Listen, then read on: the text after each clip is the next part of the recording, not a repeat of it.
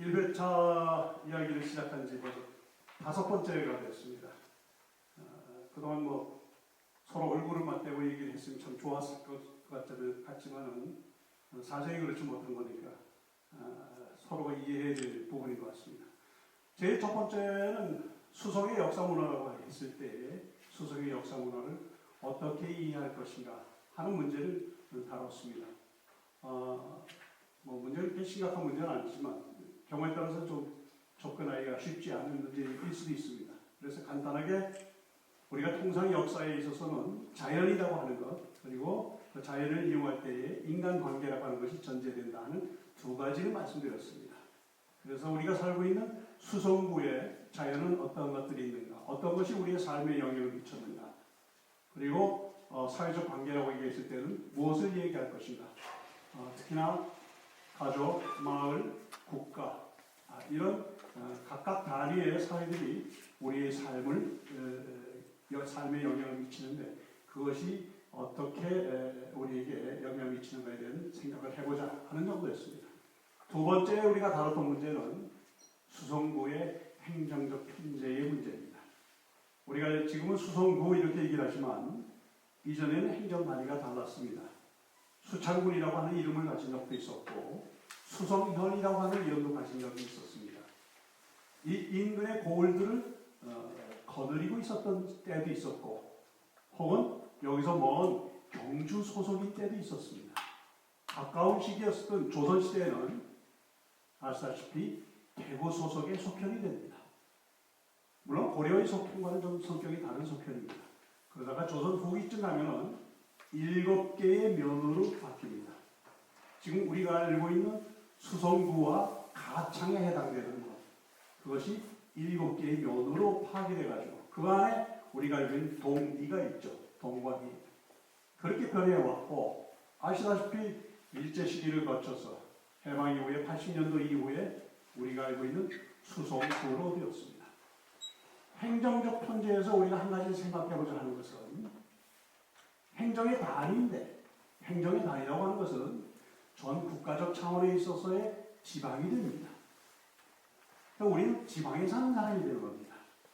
다른 말로 얘기를 하자면 그 당시 모든 권력 혹은 토지 소유, 문화 이런 것이 중앙에 집중되었던 시대였다. 한 부분을 우리가 주목했습니다. 다시 얘기하면 우리의 삶을 우리 스스로 이 안에서 결정했었던 것이 아니라 국가의 한 지방 단위로서 그 결정된 것을 우리는 따르고 준행하고 하는 일이었었다 하는 점을 우리가 얘기했습니다. 세 번째에 있어서는 삶의 여러 가지 기반들, 그런 수성에 되어 있는 여러 가지 그 자연 조건들을 어떻게 이용했는가, 수성구의 인구는 어떤 변동이 있었는가, 혹은 마을에는 어떤 변화가 있었던 것인가. 혹시 마을에 있어서 현현적 관계라고 얘기하는 동족부락 혹은 종족마을이라고 하는 것들은 어떻게 형성되고 있었고 어느 정도인가 하는 것들을 대략의 자료를 가지고 짚어봤습니다. 여러 가지 모습들을 봤죠. 짧은 시간에 다룰 문제는 아니지만 지나는 말로 수박 겉핥기가 됐지만 그래도 이러한 삶의 모습들이 구체적으로 있었구나 하는 것을 살펴봤고, 네 번째 지난 시간에는 그러면 우리의 삶에 영향을 주는 것은 국가 권력이라든가 하는 것 말고 또 무엇이 있을까? 그 중에 하나가 사상이죠. 혹은 종교라고 하는 거죠. 그러니 전근대 사회에 있어서의 사상 체계, 종교, 대단히 다양합니다. 그 모든 것을 짧은 시간에 다 다룰 수는 없었고 가까운 시기에 대단히 영향을 많이 미친 것은 무엇일까? 유교를 다뤘던 겁니다. 물론 자연신앙이라고 하는 것도 있고 불교도 있고 도교도 있고 여러 가지 사유체계가 우리의 삶에 영향을 미칩니다. 무엇을 하는 것이 바른 삶일까? 무엇을 하는 것이 옳은 일인가 했을 때에 그 기준이 되는 것들은 대단히 다양했지만 가까운 시기였었던, 사실 따지면 가까운 시기가 아니죠. 1391년에 조선이 건국했으니까 굉장히 오래됐죠. 그 이후에 대한제국 때도 있었고 일제시대를 거쳐서 해방 이후에 남북 분단이 있었던 것을 우리가 잘 알고 있습니다. 그래도 그 기간 동안에 있었던 영향을 미쳤던 사상 중에서 얘기하자면 융합을 빼놓을 수는 없습니다.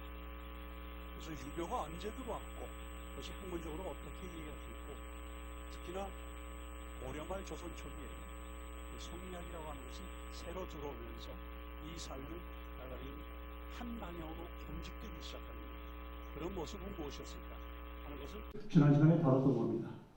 온 사회는 유교 가치관이라고 하는 것, 유교에서 내세우는 덕목을 내 자신의 덕목으로 알고 서로 지키고자 했던 사회가 되는 거죠. 그것을 유교로의 질서화 이렇게 얘기합니다. 아니면 유교 가치관의 보급. 근데 유교 가치관의 보급이라고 하는 것은 지난번에 말씀드린 대로 그 자체에 대한 공부, 연구가 한쪽 방향에서 진행될 것이고 숱하게 많은 성리학자들이 등장합니다. 우리가 알고 있는 유명한 그 철학자들, 유학자들이 등장하죠. 이 가까이 있었던 분 퇴계 선생님도 계시죠. 퇴계 이황, 그 이에 율곡, 그 이전으로 올라가자면 회제 이연적 뭐 많습니다. 소하람, 그 많은 사람들이 무엇을 공부했는가? 성리학을 공부한 거죠. 종전의 유교라고 하는 것이 관심을 가지고 있었던 것은 사람 사이의 관계들입니다. 이 관계는 어떠한 것이지, 어떻게 질서가 잡혀져야 되지 해서 얘기를 했었던 것인데 이제는 성리학이라고 하는 것은 사람의 본질, 그 관계를 맺고 있는 사람들은 무엇인가 여기에 관심이 많습니다. 그것을 이다, 기다 이런 것 가지고 설명을 합니다. 그건 한쪽에서 연구자들에 의해서 아니면 철학자들에 의해서 공부가 진행되지만 사실 연구자의 연구실이나 철학자들의 그 방의 가치 문제가 아니라 이것을 전 사회의 가치로서 보급하려는 것이 조선사의 관심이죠. 국가의 관심이고 조선을 움직이고 있었던 양반들의 관심이죠. 그래서 그런 것들은 1차적으로 교육기구를 통해 가지고 확대가 됩니다. 국가는 국가대로 책도 찍어내고 또 표창도 하고 함으로 해서 그런 가치를 드높이고 이것을 서로 지켜야 된다. 강조를 하고 있었지만 다른 한편에서는 학교기구들이 있잖아요. 관학도 있고 관에서 세운 태학도 있고 성균관도 있고 또 일육일교의 원칙에 의해서 전국에 세웠었던 하나의 의뢰, 하나의 도시의 하나의 향교, 이 향교도 있었죠. 관학들입니다. 다른 한편에 있어서는 사학도 있죠. 관학만 있었던 것이 아니라 사설의 사립의 학교들도 생기죠. 우리가 서당, 정사, 서재 이렇게 부르던가 그리고 나중에 서원으로 발전하게 된 그런 부분에 대해서 지난 시간에 말씀을 드렸습니다. 그거 왜 그 얘기를 했는가? 교화라고 하는 것이 바로 유교의 질서화를 대표하는 말이다 이렇게 말씀드렸습니다. 사람을 바꾸는 것, 가르쳐서 되게 하는 것, 무엇이 되게 하는가? 유교 가치관을 나의 가치관으로 알고 지키게 하는 것, 그것이 가르침이고 교화죠. 그걸 풍화다 이렇게 얘기를 했어요. 바람 부는 방향에 맞서는 것이 아니라 바람이 가리키는 방향으로 함께 가는 것, 그게 풍화고 교화라고 얘기했어요. 그 풍화의 교화의 근원은 무엇이라고 생각했는가? 학교라고 생각했죠. 그리고 학교 교육에 있어서는 바로 그러한 것들이 가르침을 주고 있었던 것이죠. 그래서 특히나 서원 이런 것들에 대해서 말씀을 드렸습니다. 흔히 아다시피 서원이라는 것은 처음부터 서원으로 출발하는 것이 아니라 서재나 서당 이런 것에서부터 출발했다 이렇게 말씀을 드렸습니다. 우리가 알고 있는 유명한 서원들, 암흑의 선생님을 모시는 서원들, 그것은 해당되는 선생님들께서 그 서원을 설립한 것이 아니라 근원을 따지자면 물론 그분 때문에 세워졌지만 그분의 제자들이 세운 거죠. 도산 선생이, 퇴계 선생이 나서서 도산 선생과 아닙니다. 알잖아요. 영락제라고 하는 글방, 서당부터 시작하죠.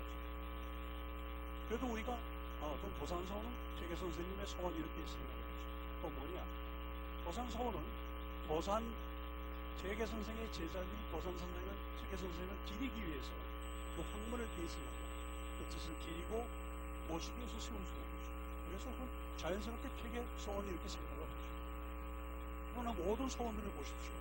도선 이름 있는 분들, 학식 있는 분들, 덕망 있는 분들이 그 지역에서 아니면 그 집안에서 학동들을 아니면 공부하는 젊은 사람들을 가르치다가 강학지소, 소위 얘기는 강을 하는, 배움을 주는 그런 장소, 오랫동안 40년, 50년, 30년 가르치던 장소를 후대의 제자들이 아니면 문중에서 나서서 그것을 서원으로 발전시켜 나갑니다.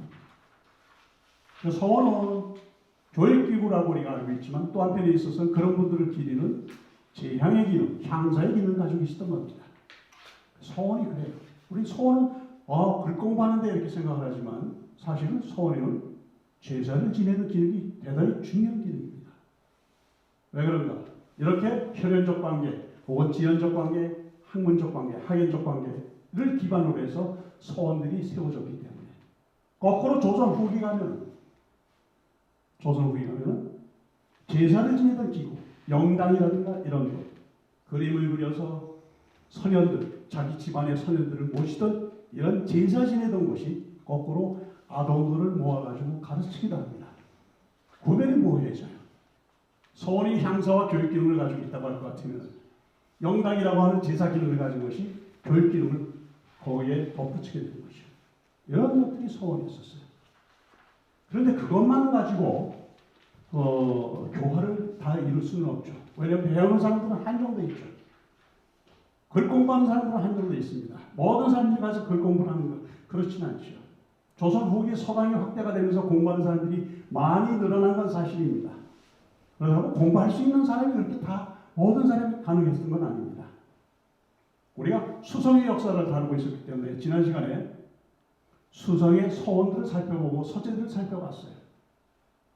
잘 알고 있는 유명한 청어서원이라든가 저 옆에 있는 고산서원이라든가 봉산서원이라든가 이런 서원들을 살펴봤죠. 그 서원들의 출발을 우리가 알잖아요. 청어서원 출발을 잘 알잖아요. 그래서 모담 선생, 손천울 선생 이분이 강학하던 곳이죠. 젊은 사람들 가르치던 곳입니다. 물론 17세기 초에 있어서의 모당의 영향은 대단히 크죠. 대구 지역에 있어서의 학문적인 영향은 대단히 크죠. 잘 아는 대로 대구 지역에 있어서의 서당의 사액서 국가가 인정해서 편액을 내려주고 그 경제적인 문적 지원을 해줬던 데는 연경서원입니다. 그 연경서원을 그 시기에 이끌었던 분 두 분을 고발하면 선학제, 낙제 서사원 선생하고 모담 손천을 두 분이죠. 물론 그 두 분은 다 학문적 연원이 성주에 계시던 한강 정부 선생님에게 가 있습니다. 모담보다 한 10년 연배 위죠.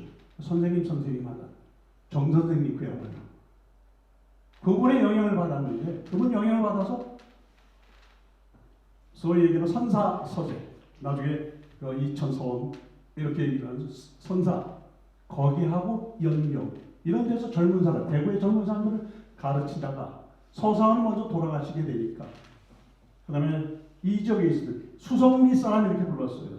손천울은 수성리 사람 수성리에 사는 사람이다 이렇게 불렀어요. 손천울이 연경에서 가르치던 장소를 이쪽으로 옮겨오죠. 영호동 쪽으로 옮겨서 이제 나이가 들고 거기 가서 가르치긴 좀 그래. 아마 그런 것이 있었는지 모르겠어요. 글에는 언뜻 그렇게 나와요. 서사원으로 돌아가시고 나도 나이 들었으니 공부하는 것을 옮긴다는 것을 통보를 내가지고 이리로 와서 가르치게 됩니다. 그 얘기는 다시 얘기하자면 그 이후에 전개 정도는 우리가 더 규명을 해야 되겠지만 17세기 전반까지는 수성이라고 하는 이 지역이 정차 대구 전 지역에 있어서의 서원들의 공부들을 이끄는 지역으로 되어가고 있었다. 이런 뜻입니다. 그리고 그 기반에는 실체가 다 드러나진 않았지만 각 문중들, 문중이라는 건 문중을 형성할 정도의 재지적 기반도 있고 공부도 있고 공부하는 사람도 있고 이런 문중들에서는 자기 집안의 젊은 사람들을 가르치기 위해서 서재, 서당, 서숙, 가숙 이런 이름의 기구들을 두고 있었습니다. 제가 이렇게 찾아낸 것들은 제가 찾아낸 것이 아니라 수성구와 관련된 이런 자료 저런 자료에 여기저기 있는 것들을 이렇게 끄집어내 보니까 상당히 많은 그리고 대부분 그러한 가숙 정도의 서숙 정도의 조금 아까 얘기 나왔었던 그 영모당 같은 경우에도 그 앞에 모당일기라든가 모당집이라든가 하는데 보면은 황청 서숙 이렇게 표현하거든요. 황청 서숙 혹은 황청동 서숙.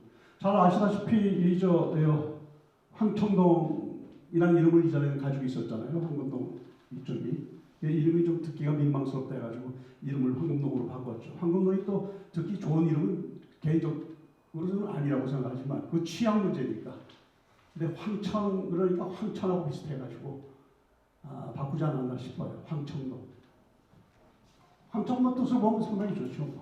너를 황자라고 해서 풍부함이고 곡식이고 세상의 중심이고 이게 황이죠. 그 풀정자 얼마나 좋아요. 근데 두 개 합쳐놓고 보니까 사람 듣기에 좀 별로 썩 안 좋다 이랬던 것 같아요. 나중에 바꾼 겁니다. 황금동은.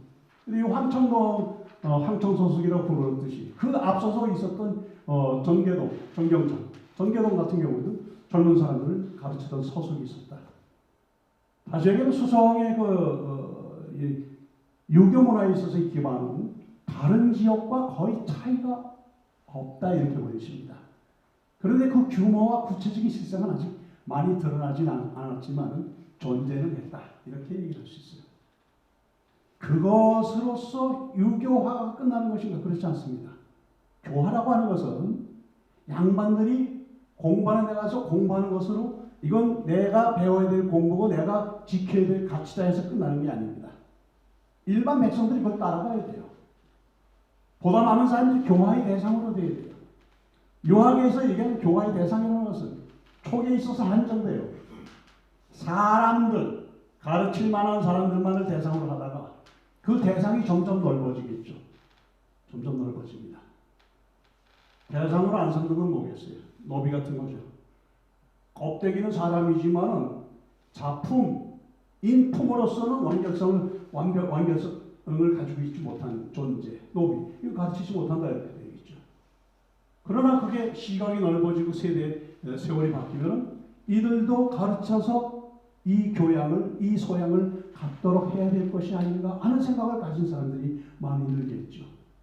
그것이 교화의 확대라고 하는 겁니다. 온 사회의 유교 가치관의 확산, 그런 것은 학교뿐만 아니라 사회적인 여러 제도를 통해서 전개가 됩니다. 예를 들었던 것이 향약입니다. 향약을 시행하죠. 수성 지역에 있어서 향약은 저는 잘 모르겠어요. 자료는 한 줄 내지 두 줄밖에 안 나옵니다.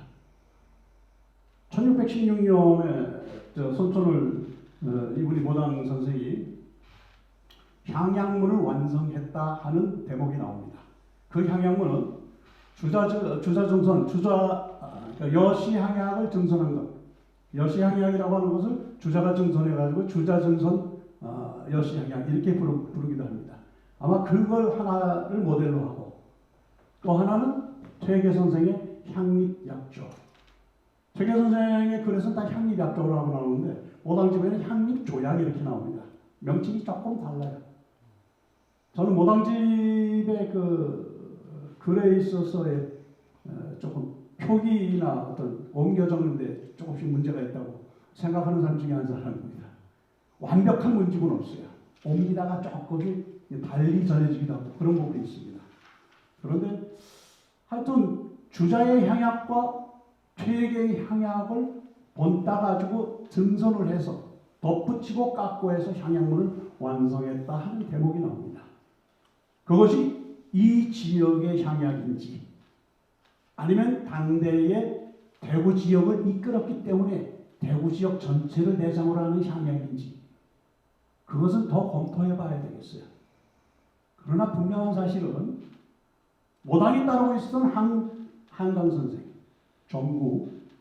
한강 정구 선생이다. 잘 지내고 있어요. 정말 잘 지내던 서사원 선생 같은 경우도 향약을 시행을 했었던 분들입니다. 그래서 향약을 모를 리가 없어요. 잘 알죠. 서사원 같은 분은 저 서재, 지금 대명대학교 넘어가가지고 가면은 서재 있지 않습니까? 그 지역에서 인단 직후에 향약을 상하의 사람들이 모여서 향약을 해야 된다 하면서 향약을 만들었던 분입니다. 하동 이사계약이라고 하는 향약을 만드는데 그 향약 서문에 보면 깜짝 놀래요. 양반이 그런 소리 합니다. 양반이. 세상에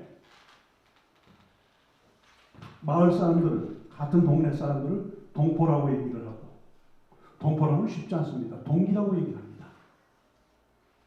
동기는 뭐예요? 부모로부터 기를 같이 바꿔낸 사람입니다.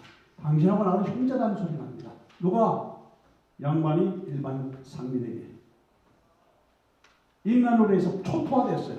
금호강 이 아래쪽 전쟁 휩쓸립니다. 농토는 박살나고 사람들은 많이 다치고 금호강에서 서산 선생이 하는 얘기가 그야말로 대동적 얘기를 합니다. 같이 살자 이제. 같이 살자. 그런 걸 다 봤던 분이에요. 그러니 향약을 모를 일은 없다. 그리고 향약문을 완성했다고 하는 대목은 있습니다. 근데 실체는 모르겠다. 이런 겁니다. 바로 그런 부분들까지는 지난 시간에 우리가 확인했던 부분입니다. 오늘 예고한 바는 그렇습니다. 그렇게 왔었던 수성의 역사 문화 가운데서 남아있는 문화재가 있습니다. 그 문화재는 지정된 문화재도 있고 지정되지 아니한 것도 있어요. 우리가 문화재 그러면 머릿속에는 지정문화재를 생각합니다. 국가가 지정하기도 하고 지방자치단체가 지정하기도 합니다. 국가가 지정한 것은 무슨 국보, 보물 이런 것들을 문화재라고 얘기를 하죠. 그 지방자치단체, 대구시 혹은 경상도에서 문화재를 지정을 합니다. 문화재 자료, 유형문화재, 국가에서 주요민속문화재 이런 등급별로 지정을 하는데 사실은 문화재는 지정된 문화재만 중요한 문화는 아닌 것이죠. 그 가운데서 우리가 지금 당장 지키고 보존하고 관리를 해야 되겠다 하는 것들이 지정되는 겁니다.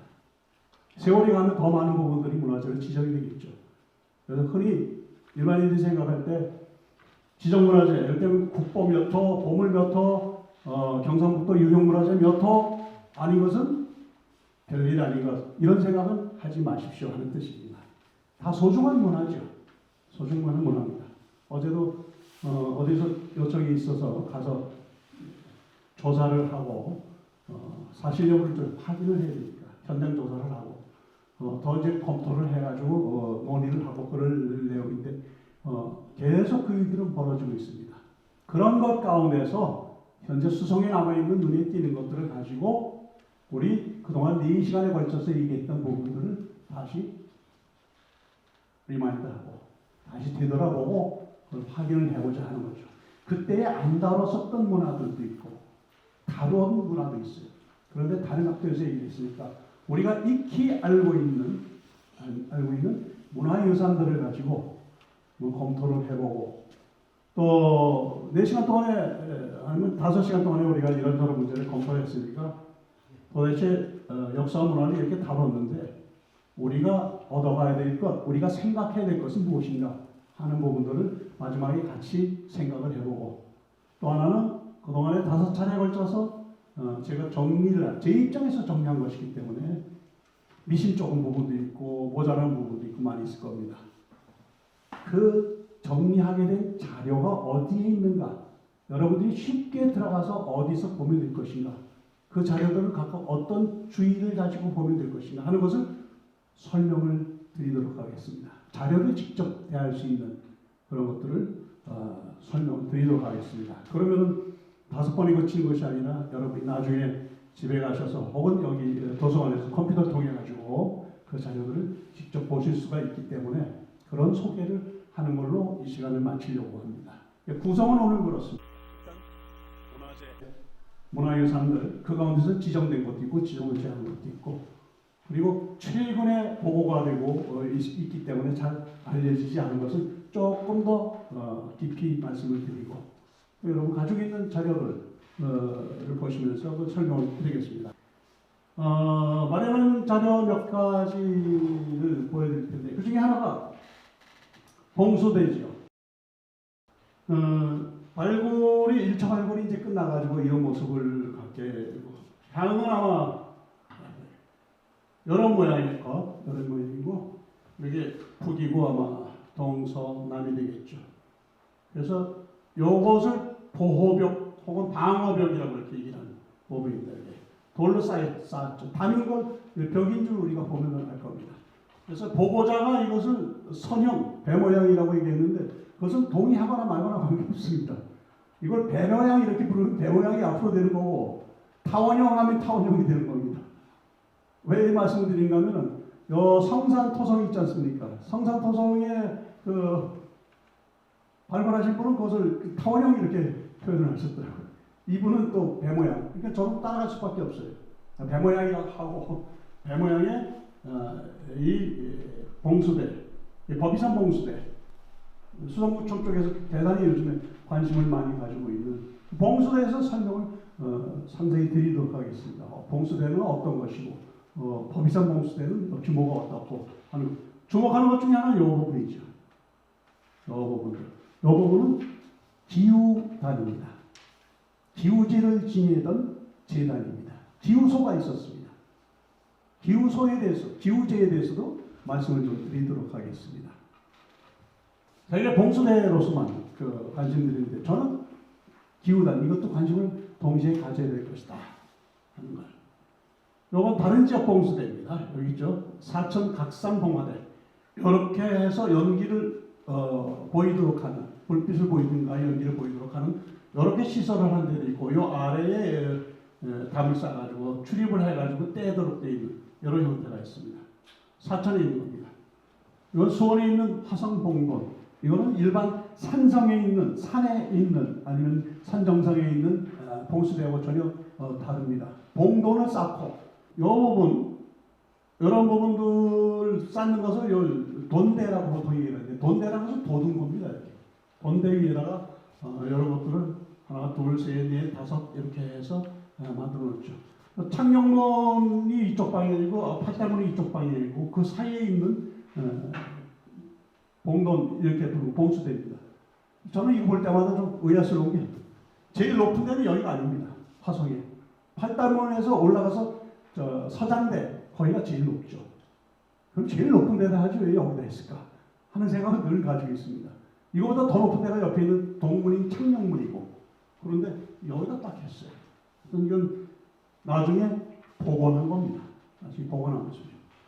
그다음에 이건 남해 한국관광공사 사진인데, 남해 금산에 있는 봉수대. 아마 남해 금산 올라가시게 되면은 그 절 사찰을 보시게 될 텐데, 거기 돌아가지고 올라가면 이 봉수대가 바로 있습니다. 그게 멀지 않습니다. 저 파란 건 제모자입니다. 평소 쓰고 다니는. 어떻게 놓게 됐는데, 이게 막 그래서 크기를 좀 알 수가 있는 모자 이렇게 놓고 사람이 여기 출입하고 이게 원형으로 되어 있습니다. 모양이 좀 독특해가지고 찍었습니다. 예. 이건 직접적으로 관련이 없지만 한 도장의 이 그림들을 여기 제목이 있잖아요. 분청석이 상감 모란당 초문, 모란당 초문 장군. 이거는 요거 이름을 이렇게 붙이죠. 분청사기. 그리고 테크닉, 기술적인 의미에서 상감, 문양, 모란꽃이죠. 모란꽃하고 당초문. 이것이 시문되어 있는 용도 장군. 장군 아시죠? 오줌통, 똥통. 이걸 장군 이러지 않습니까? 장군. 이게 장군인데 여기에 여러분에게 소개해드린 것은 수성구에 있는 겁니다. 수성구에 소재하는 것, 특히나 뭐 박물관에 많죠. 대구 국립박물관에는 수성구 그 소재니까 거기 많이 있는데, 거기 있는 것을 소개한 것은 아니고 개인 소장, 개인이 가지고 있는 보물급 혹은 유형문화재급들 이런 것들이 꽤 있습니다. 그래서 관심을 좀 가지십사 하는, 개인이 소유하고 있는 경우도 있습니다. 소장 이런 문화도 있다 하는 것. 예, 이거는 잘 아시죠? 대구 읍성에서 이들은 옮겨온 것. 대구 읍성 관계는 이따가 읍성 설명할 때 말씀을 드리도록 하겠습니다. 좀 생뚱맞죠? 이 장소가. 그래서 처음 보는 사람들은 이거 저 고속버스에서 이쪽으로 들어오니까, 망우랑 공원 쪽으로 오니까 여기가 대구의 입구니까 이 환영하는 뜻에서 이 성문을 여기다가 음문을 세웠나 보다 이렇게 말씀을 하시는데, 넓은 장소 골라가지고 복원한 겁니다. 문제는 많이 얘기를 하지만 조금 이따 말씀드릴 때 좀 상세한 말씀을 드리도록 하겠습니다. 대구 읍성. 그리고 이건 마패. 왜 넣는가 하면 역참제 때문에 마패라고 하는 것. 청동 마패인데, 이건 마패가 여러 제들 가지고 만드는데, 마패는 말 그대로 요 말이 몇 마리 있는가 하는 거죠. 1마패, 단마패부터 시작해가지고 3마패, 5마패 이렇게 하는 거죠. 5마리 정도 있으면 굉장히 큽니다. 이것이 자기가 역졸이라든가 하는 사람들을 동원할 수 있는 범위를 나타내 줍니다. 역참제 하에 있어서 각 역참이 있으면은 중앙정부를 대신해서 지방의 여러 가지 일들을 맡고 있었던 기구인데 그 기구에 가서 예컨대 중앙에서부터 어사가 내려왔다. 어사도 뭐 암행어사도 있을 수 있고 암행 아닌 어사도 있고 그렇습니다. 어사는 다 암행어사만 있는 건 아닙니다. 어사 왔을 때에 혼자 다닐 수는 없잖아요. 그래서 역졸들을 동원하고 할 때에 자기 신분을 나타내주는 이걸 동원해서 쓸 수 있는 이 앞에 사진이 있길래 제가 찍은 사진 아니고 문화콘텐츠닷컴에 있는 사진을 저도 마패를 가지고 있지만 모조품입니다. 제가 가지고 있는 건 100% 모조품이죠. 책 위에는. 책은 뭐 물론 이전에 옛날 책도 좀 있지만 이것도 수성구 소재의 문화재입니다. 수성구 소재. 수성구 계시는 분이 소유하고 있는, 소장하고 있는 겁니다. 이런 것들도 있습니다. 제일 먼저 볼 문화 유산은 읍성관계입니다. 읍성. 조금 아까 봤었던 영남제일문 혹은 영영축성비 혹은 수성비 이런 문화재가 지정된 것, 지정되지 않은 것들이 남아 있습니다. 대구 읍성하고 관련된 거죠, 사실은. 대구 읍성하고 관련된 겁니다. 여러분 대구 읍성은 아마 익히 설명을 들으셨을 겁니다. 조선 후기에 1601년에 대구가 경상 감영이 되지요. 감영이라는 것은 지난번에 설명드렸듯이 관찰사가 머물면서 행정부는 됩니다. 조선 전기에는 대체로 관찰사는 순영입니다. 순영이라는 것은 관할 지역을 돌아다니면서 살펴보는 겁니다. 제대로 하고 있는가? 누가? 수령이 통치를 제대로 하고 있는가? 이걸 봅니다. 관찰사, 감사라고 얘기하는 것. 별명이 감사죠. 감사라는 말을 많이 씁니다. 근데 행정적으로 관찰사 이렇게 얘기하죠. 이 관찰사가 맡고 있는 지역을 돌아다니는 것을 순영이라고 얘기를 하고 한 곳에 사무소를 딱 설치하고 차고 앉아서 업무를 보는 것을 유영이라고 얘기합니다. 머물 유자 써가지고 유영. 그건 기억 안 하셔도 됩니다.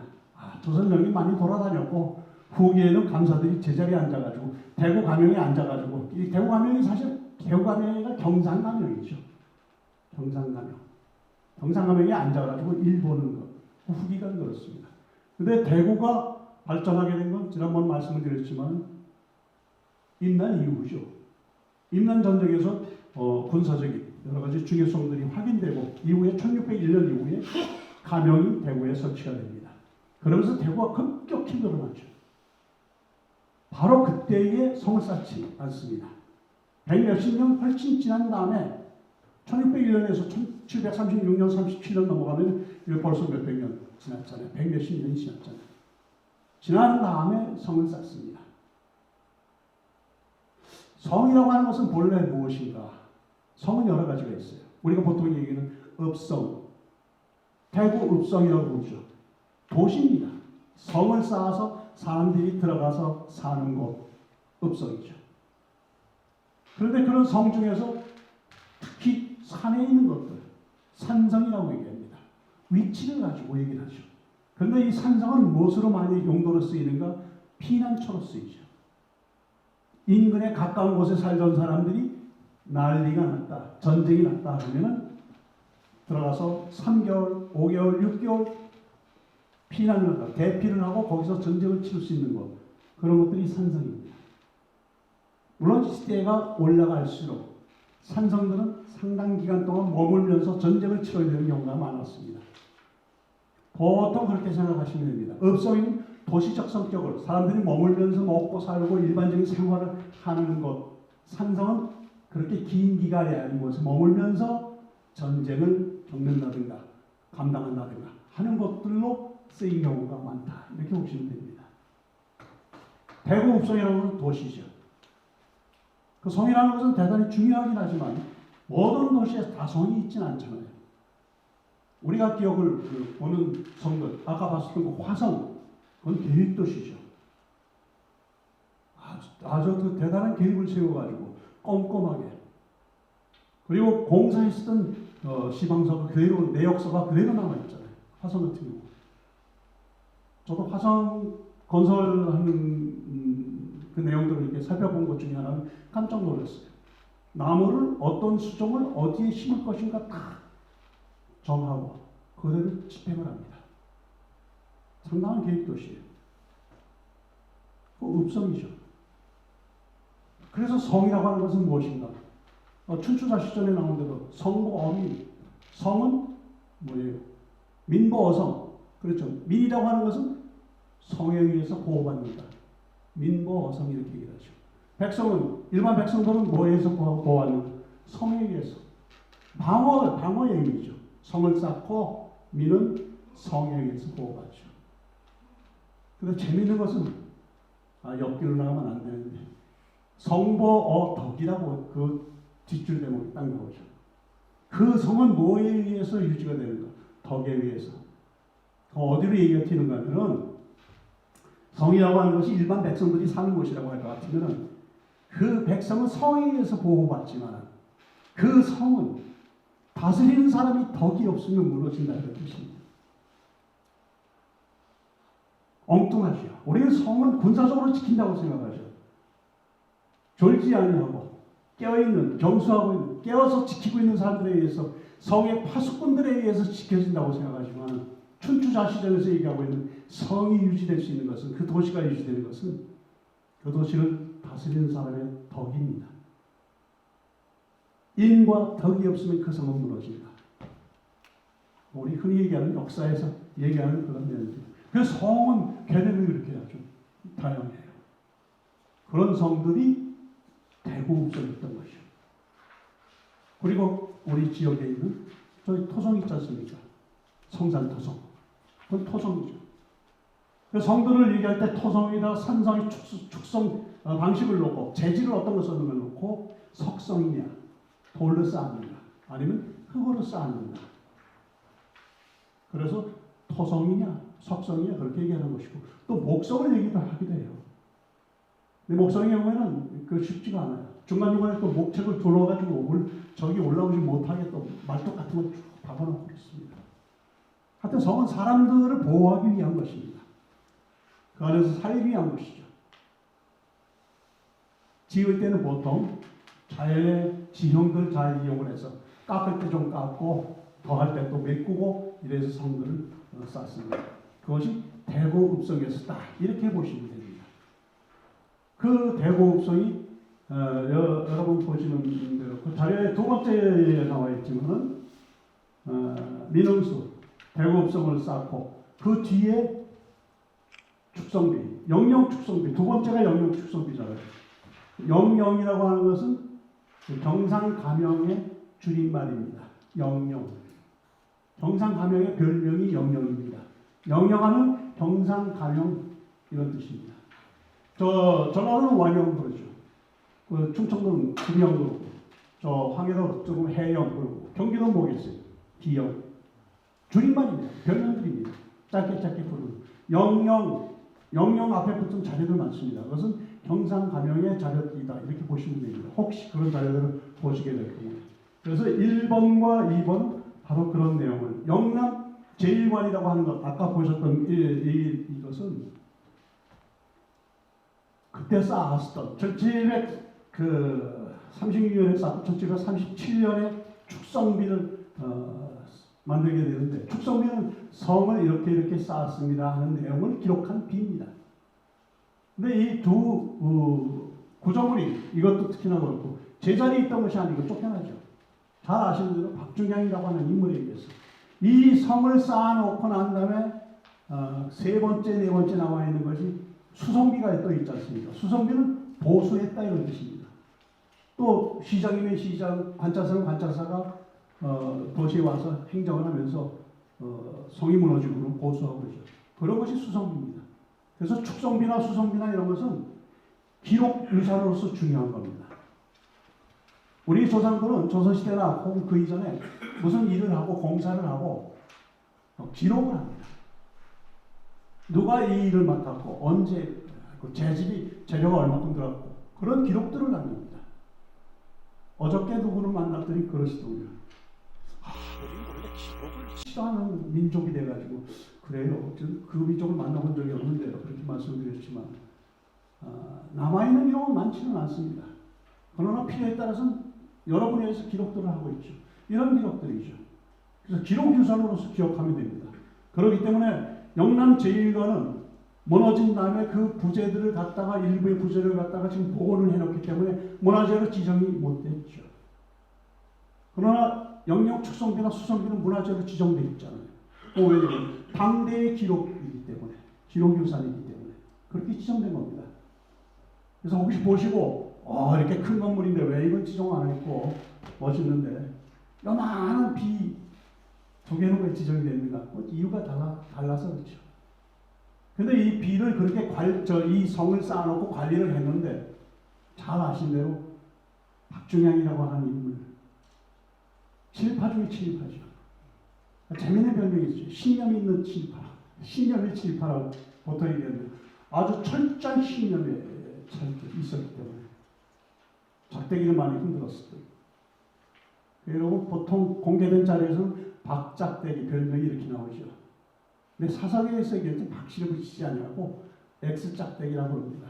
뭐 짝대기 막 흔들 때 이렇게 배설물에 표현하는 우리말 있지 않습니까?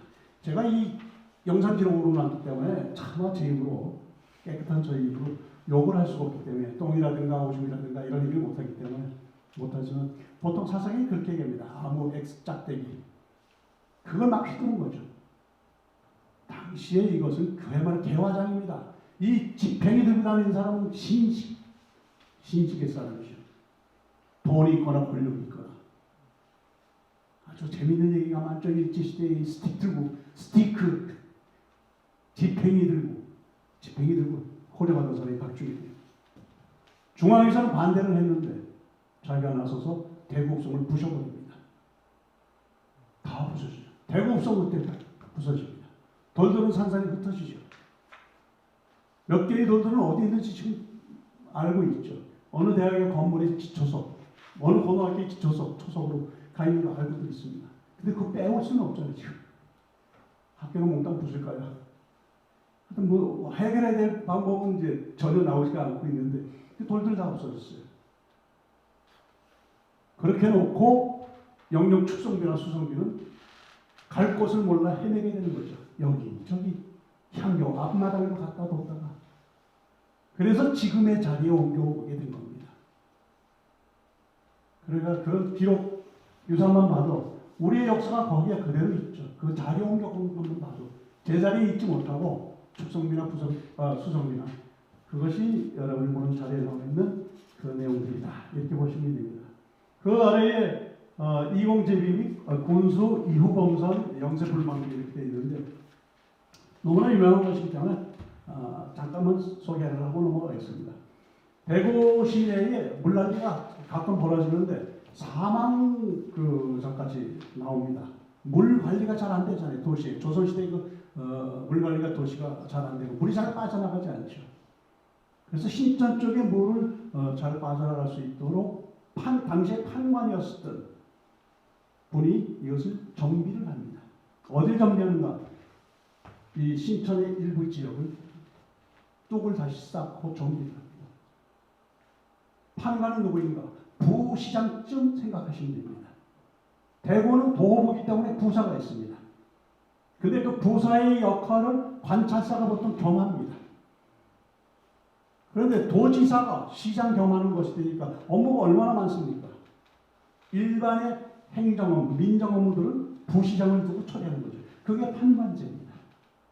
판관으로 왔었던 분이 나서서 이사라는 분이 나서가지고 이 신천 일부를 정비합니다. 정비하고 땅떼기를 마련해가지고 정비하는 데 들어가는 관리하는 사람들을 둬서 먹고 살게 하고 거기에 숲을 조성하고 신기에 걸쳐서 숲을 조성해서 유지시켜 나가고 그걸 잊지 말자 하는 비입니다. 그 비 역시 장소를 못 찾아서 왔다 갔다 하다가 지금 자리에 조그만 공원 하나 만들어가지고 거기에 비를 넣었죠. 그 비입니다. 거기 가까운 곳에 있으니까 한번 보시기 바랍니다. 그 다음에 읍성 설명하면서 마지막에 성산 토성을 거기다 실었습니다. 토성은 말 그대로 흙으로 쌓은 거이기 때문에 토성입니다. 근데 성산이라고 하는 이름은 벌써 성이 있는 산이다 이런 뜻 아닙니까? 성산. 거기서 온 지명이죠. 성산. 토성이 있었던 흔적은 지금 발굴을 통해서 확인할 수 있지만 본격적인 조사는 안 됐습니다.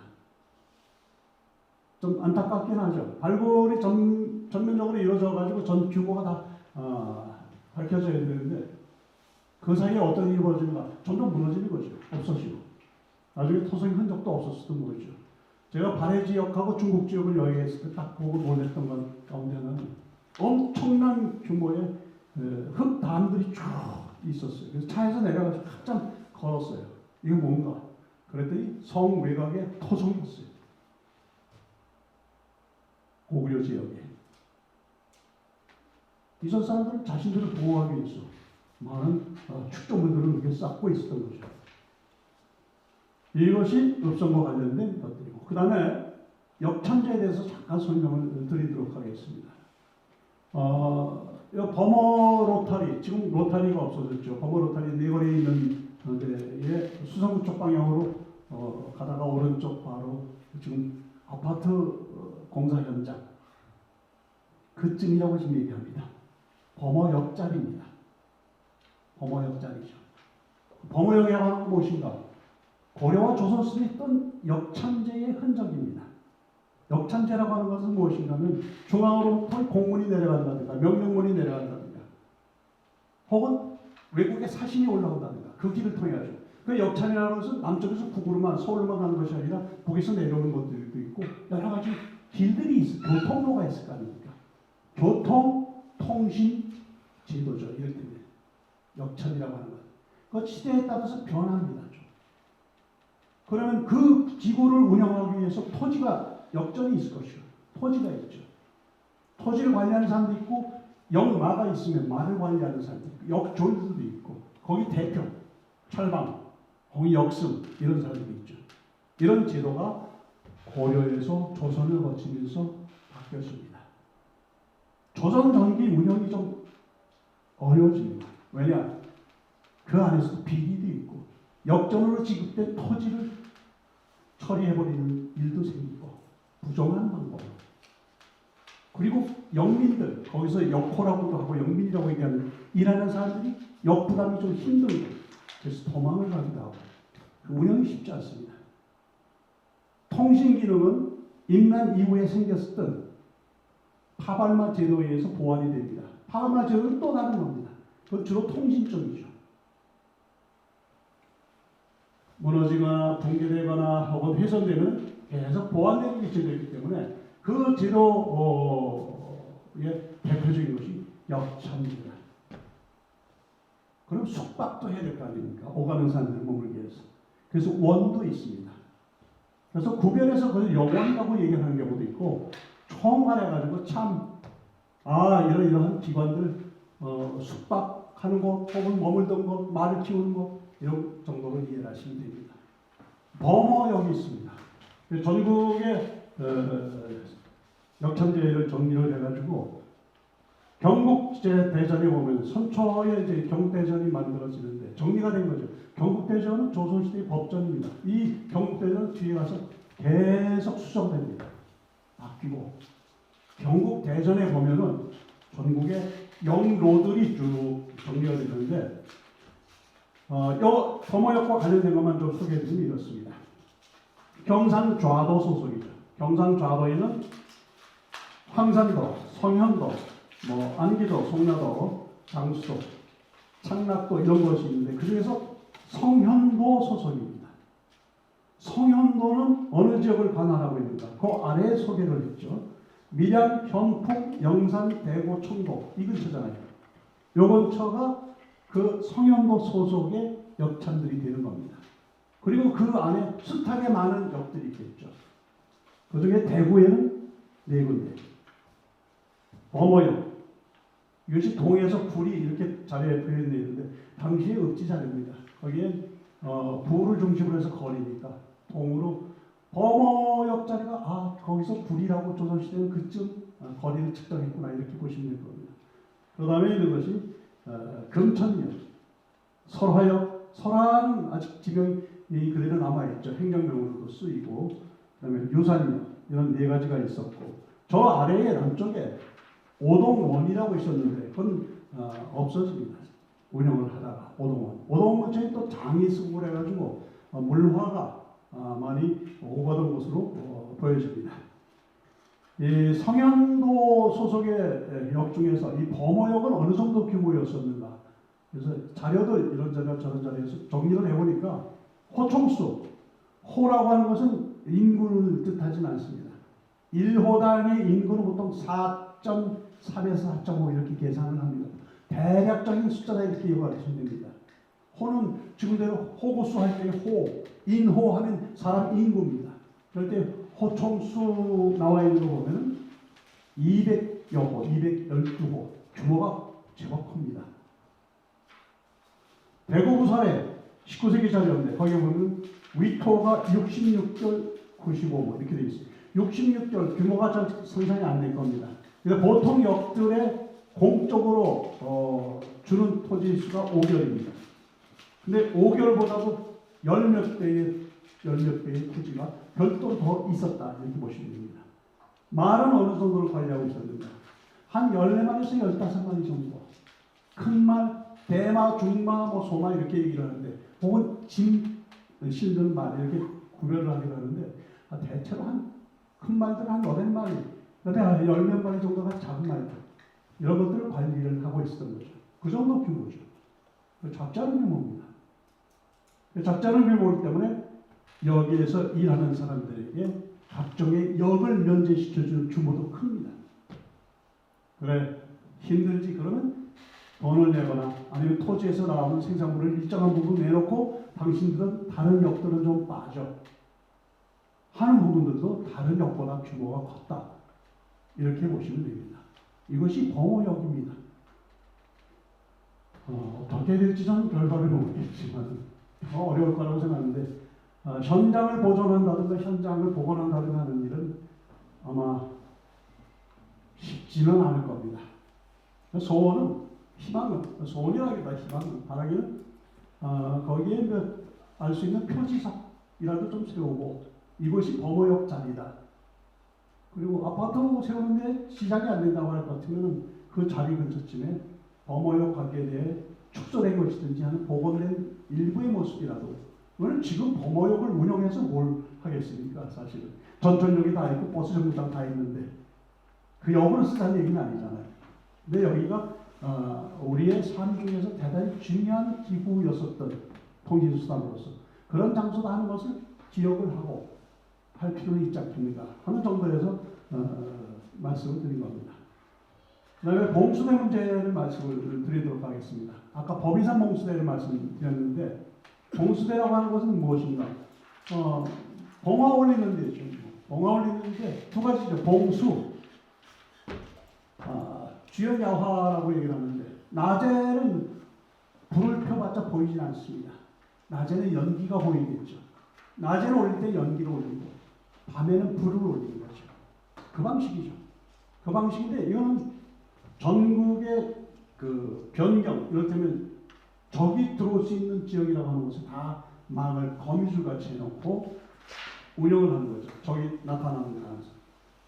고려 때부터 조선까지 오는데 좀 차이는 있지만 우리한테는 그 차이가 그렇게 중요한 건 아닌 거니까 경국대전에 나온 것만 소개를 해드릴게요. 그러면 아마 쉽게 이해가 되실 겁니다. 그 봉수를 어떻게 올리는가, 몇 개로 올리는가, 타짜거화라고 하는데 차례차례 지역마다 불을 올려가지고 서울에서 알게 되는 적의 동태를 알게 되는 건데 봉수의 평시는 일거라고 얘기합니다. 봉화 하나 올리는 거예요. 평시에 올리는 거. 보통 때 아무 일 없어도 여기 이 체계 시스템이 고장나지 않았습니다 하는 걸 위해서 끝에서 하나 딱 올립니다. 그러면 그 다음 봉수대에서 받아서 하나 올리고 그 다음 봉수대에서 받아서 올리고 해서 서울까지 저녁에 들어가야 되는 거예요. 이게 일거예요. 이거. 횃불 하나 올리는 거예요.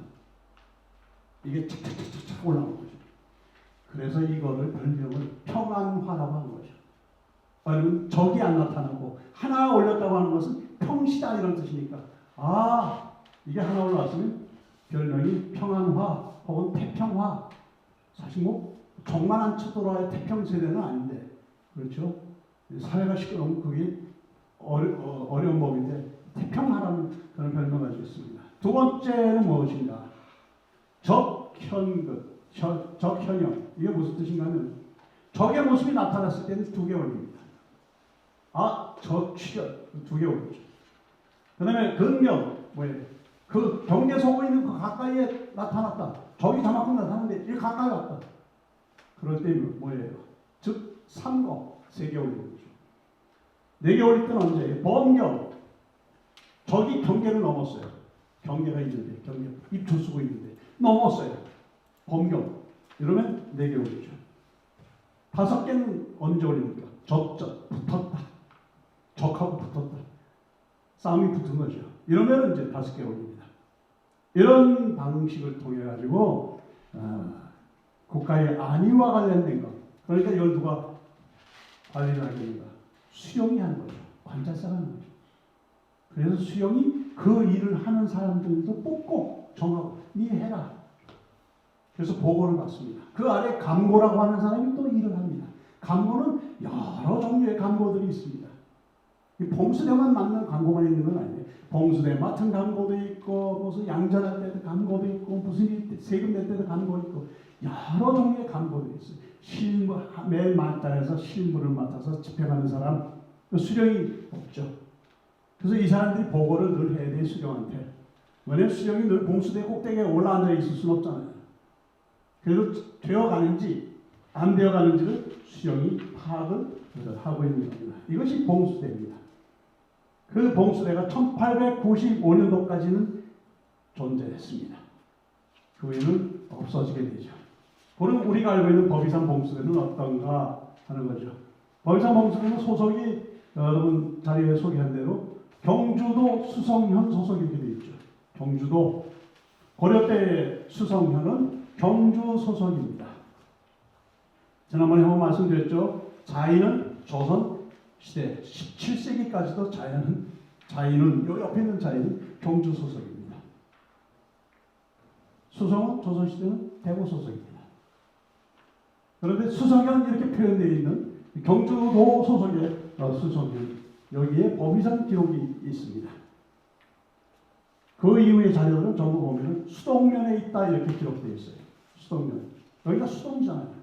여기 수동 저기 현치가 있었던 곳에 수현내 지킨 숫자 설명을 드렸죠. 수성구의 전 지역은 지킨 숫자로 목숨수에서 지킨 숫자로 바뀌면서 그 이름을 유지하면서 명칭이 면 이름으로 바뀌었다. 수북 수성의 북쪽, 수동 수성의 동쪽, 수서 수성의 남쪽, 하수남 상수남, 하수서 하수도 다 동서로 바뀌고 그 지키수가 딱 나오죠.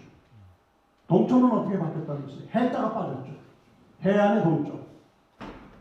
지금은 동촌만 남죠. 동촌 유원지만 남았잖아요. 이거는 해동촌이죠. 수성구에 있어서 지킨 숫자는 유지가 되어 나갑니다. 여기 있던 곳이고 하나는 아까 말씀드렸지만 기우제죠. 제가 주목하는 것 중에 하나는 기우제예요. 이 봉수대 안에 있었던 기우제, 기우단. 기우제라고 하는 건 무엇인가? 잘 아시잖아요. 기우제는 뭐예요? 비오라고 비는 거죠. 비오라고. 자연이라고 하는 것은 얼마나 중요한 그 삶의 조건이었어요. 물이 넘쳐가지고 사람 죽기도 하지만 그래서 신천을 정비를 하기도 하지만 물이 안 오면 그야말로 죽을 노릇이죠. 농사 짓는데 사는데 정말 필요한 것이 물입니다. 그래서 기우를 해요. 비 오기를 빌어요. 아주 유명한 얘기가 있잖아요. 인디언 기우제. 뭐예요? 인디언 기우제는 꼭 성공한다. 인디언식 기우제 이런 말을 하잖아요. 그럼 뻔한 일, 결과가 뻔한 걸 얘기할 때 얘기하죠. 왜 그래요? 인디언 기우제는 언제까지 해요? 비 올 때까지 하죠. 비 올 때까지 하니까 꼭 성공한다는 뜻인데 그건 성공할 수밖에 없는 일을 얘기할 때 쓰는 말입니다. 인디언식 기우제. 그 우리 같은 경우는 기우제를 언제까지 하는 거? 그건 그때마다 달라요. 그때마다 7일에 한 번씩 하는 경우도 있고 처음 가뭄이 들면 시작해가지고 중간쯤 한 번 하고 또 뒤에 몇 차례 하는 경우도 있고 다 다르죠. 기우제 드리는 장면 중에서 제일 좀 끔찍스러운 장면은 어떤 장면인가 하면 무당들 모아가지고 드리는 기우제죠. 왜 무당을 모아서 기우제 드리겠어요? 하늘과 신과 늘 가깝고 잘 통하는 사람들이 무당이다 생각하니까 너희들 다 이리 와라. 모아서 어디다 세우겠어요? 비 안 오는 땡볕에 세우셔. 땡볕에 집합시켜놓고 빌어라 이거죠. 너희들 말을 들을 거 아니에요.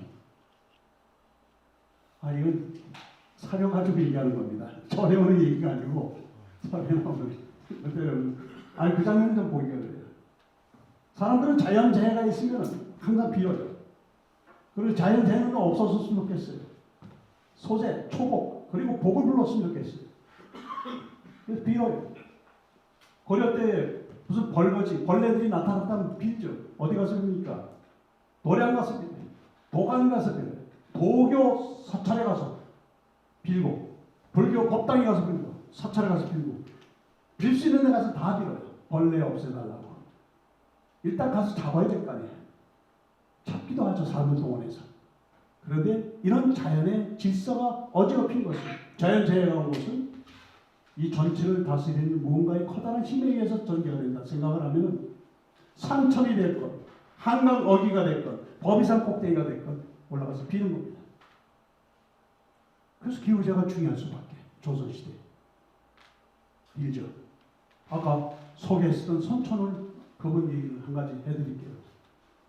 여기서 공부에 이름이 나고 오고 가는 도지사나 시장들이 와서 인사도 하고 그러니까 무슨 일이 벌어졌겠어요?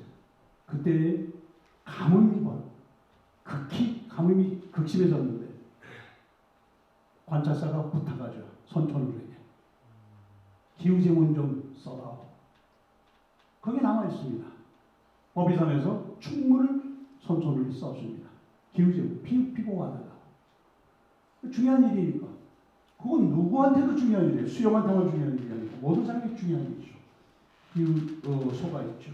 비스산에 두 군데가 있다 이렇게 기록이 되어 있습니다. 동과 서에 있었다. 비스산에. 제가 생각할 때는 저 팔공산 저번에도 기후단이 꽤 있었을 거라 생각해요. 인근에 고을이 많기 때문에. 군위 같은 경우는 서쪽에 칠리 방향에 기후봉이 있다 이렇게 기록이 남아 있어요. 그런 것들이 일부 발굴됐으니까 기후단도 실체가 좀 더 드러나지 않겠는가 싶습니다. 그런 것들이 있죠. 잘 알려지지 않던 것지만 좀 눈앞에 있잖아요. 우리 수성구 안에 있는 것이다 이렇게 보시면 되죠. 성산봉수는 아까 설명을 드렸기 때문에 넘어가도록 하겠습니다. 성산의 봉수는 바로 이 법의산 봉수 8절에서 오는 그 소식을 받아가지고 성산봉수 쪽으로 넘어가고 성산봉수는 하양 쪽으로 연결이 됩니다. 연결 지점이죠. 공교롭게 이제 행정편제가 바뀌는 바람에 두 군데나 수성 안에는 봉수대가 두 군데나 있게 돼 있어요. 법의산하고 성산봉수. 성산봉수도 그렇죠. 흔적만 지금 남아있는 상태다 이렇게 볼 수 있습니다. 그 다음에 불교문화의 유산에 대해서 좀 설명을 드릴 텐데 이 전모를 다 말씀드리기는 그렇고 불교는 잘 아시다시피 조선시대 들은 억불수의 정책에 대해서 불교를 통제를 합니다. 음사로 규정됐다 이렇게 말씀을 드렸죠. 왜냐하면 다른 것은 유교고 유교의 위의 것은 음사죠. 잘못된 제사가 되는 것이고 믿어서는 안 되는 것들이죠. 억제를 하지만은 불교가 없어질 수는 없는 거죠. 불교가 가지고 있는 종교성. 그 양반 집안이라 하더라도 그들은 사찰에 가고 있었고 그래서 조선 전기에 양반 집의 부녀자들이 사찰에 오르지 못하도록 규제를 하고 강제를 하지만 많이들 가죠. 불자들도 있죠. 양반들 가운데서. 없겠어요? 있죠. 여전히 있는 겁니다. 자연신앙을 가지고 있는 것처럼 불자들은 있는 것이죠. 그리고 드물게는 몇 번씩 이름난 스님들이 정치 현실에 등장하기도 하죠. 신미라든가 이런 분들이 왕실에 따라서 왕가 안에 있을 개인적 불교 종교를 가지고 있는 그런 분들이 나타날 때는 더 득세를 해가지고 정치 전면에 나서기도 하고 그렇습니다. 그러나 기본 방향은 불이기 때문에 통제를 하고 있었던 건 맞죠. 그러나 조선 국가는, 조선 사회는, 조선의 지방에 있는 각 기관들은 사찰에 관심이 많아요. 대단히 중요한 걸 잘 알고 있어요. 사찰에서 제공하는 여러 가지 임산물들, 뗄값 만만치 않습니다. 이거 확보하고 있어야 돼요. 어느 읍지치고 사찰을 기록하지 않은 읍지는 없습니다. 우리 군에는, 우리 도시에는 절이 어떤 절이 있는가 하는 것, 여러 이유에서 물론 기록합니다. 그런데 사회 입장에서, 국가 입장에서 사찰은 역시 경제적으로도 물적으로도 소중한 곳이다 이렇게 생각해요. 노동력도 파악하고 있어요. 모든 승려가 노동력 대상으로 파악된 것은 물론 아닙니다. 그러나 특정 시기에 특정 지역에 있어서는 그 지역의 사찰들은 그 지역에서 노동력 동원에 집중적으로 동원돼야 돼요. 우리가 낙동강요 가면은 진이 하나 있죠. 사문진 나루. 지금 다리, 큰 다리 나죠. 거기 뭐 시에서 설명하기로 이곳에는 모래가 뭐가 펼쳐져 있어가지고 사문진이라고 한다 이렇게 설명해놨는데 그걸 고치라고 했다 이거 태양 고치. 그 사문은 그 사문이 아닙니다. 모래 사자를 썼다고 해가지고 그게 모래 때문에 생긴 이름이 아니라 그 사문은 스님 이런 뜻입니다.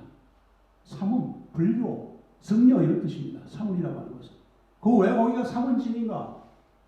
금호강 내려오고 낙동강 내려오면서 그 화원 그 동산 앞에서 이렇게 물이 흐르잖아요. 아래에서 합수가 돼가지고 이렇게 내려가잖아요. 물살이 세요. 물살이 세면 어떤 문제가 생기는가? 낙동강 아래쪽으로 또 삼강진, 그야말로 세 파도를 강을 거쳐가지고 올라왔었던 화물선이 화원 동산 앞에서 올라가기 힘듭니다. 동력이 특별히 없는 한 배를 끌고 올라가기가 어려워요. 그 낙동강을 타고는 외물들, 일본으로부터 수입된 화물 혹은 그 아래쪽에서 구운 소금, 각종의 화물들이 올라옵니다. 그래서 어느 창고에다 뒀는가? 지금 이능사, 남평군시 세거지가 된 이능사짜리, 거기 외물고를 뒀습니다. 외물들을 임시 저장해 두는 곳이에요.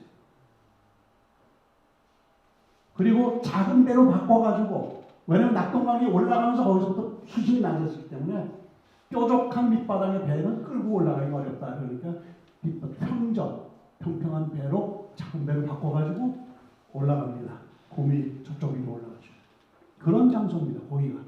강창, 강정 다 이유가 있는 장소입니다. 강창이라고 하는 것. 창고죠. 근데 그게 도대체 승려의 사물과 무슨 관련이 있는가? 바로 물살이 센 그곳에 밧줄을 걸어서 배를 당겨야 되는 일들이 생길 때마다 성주에 있는 사찰에 있는 승려들을 동원합니다. 성주에 있는 승려들을 사찰에 동원해요. 너 와서 일해.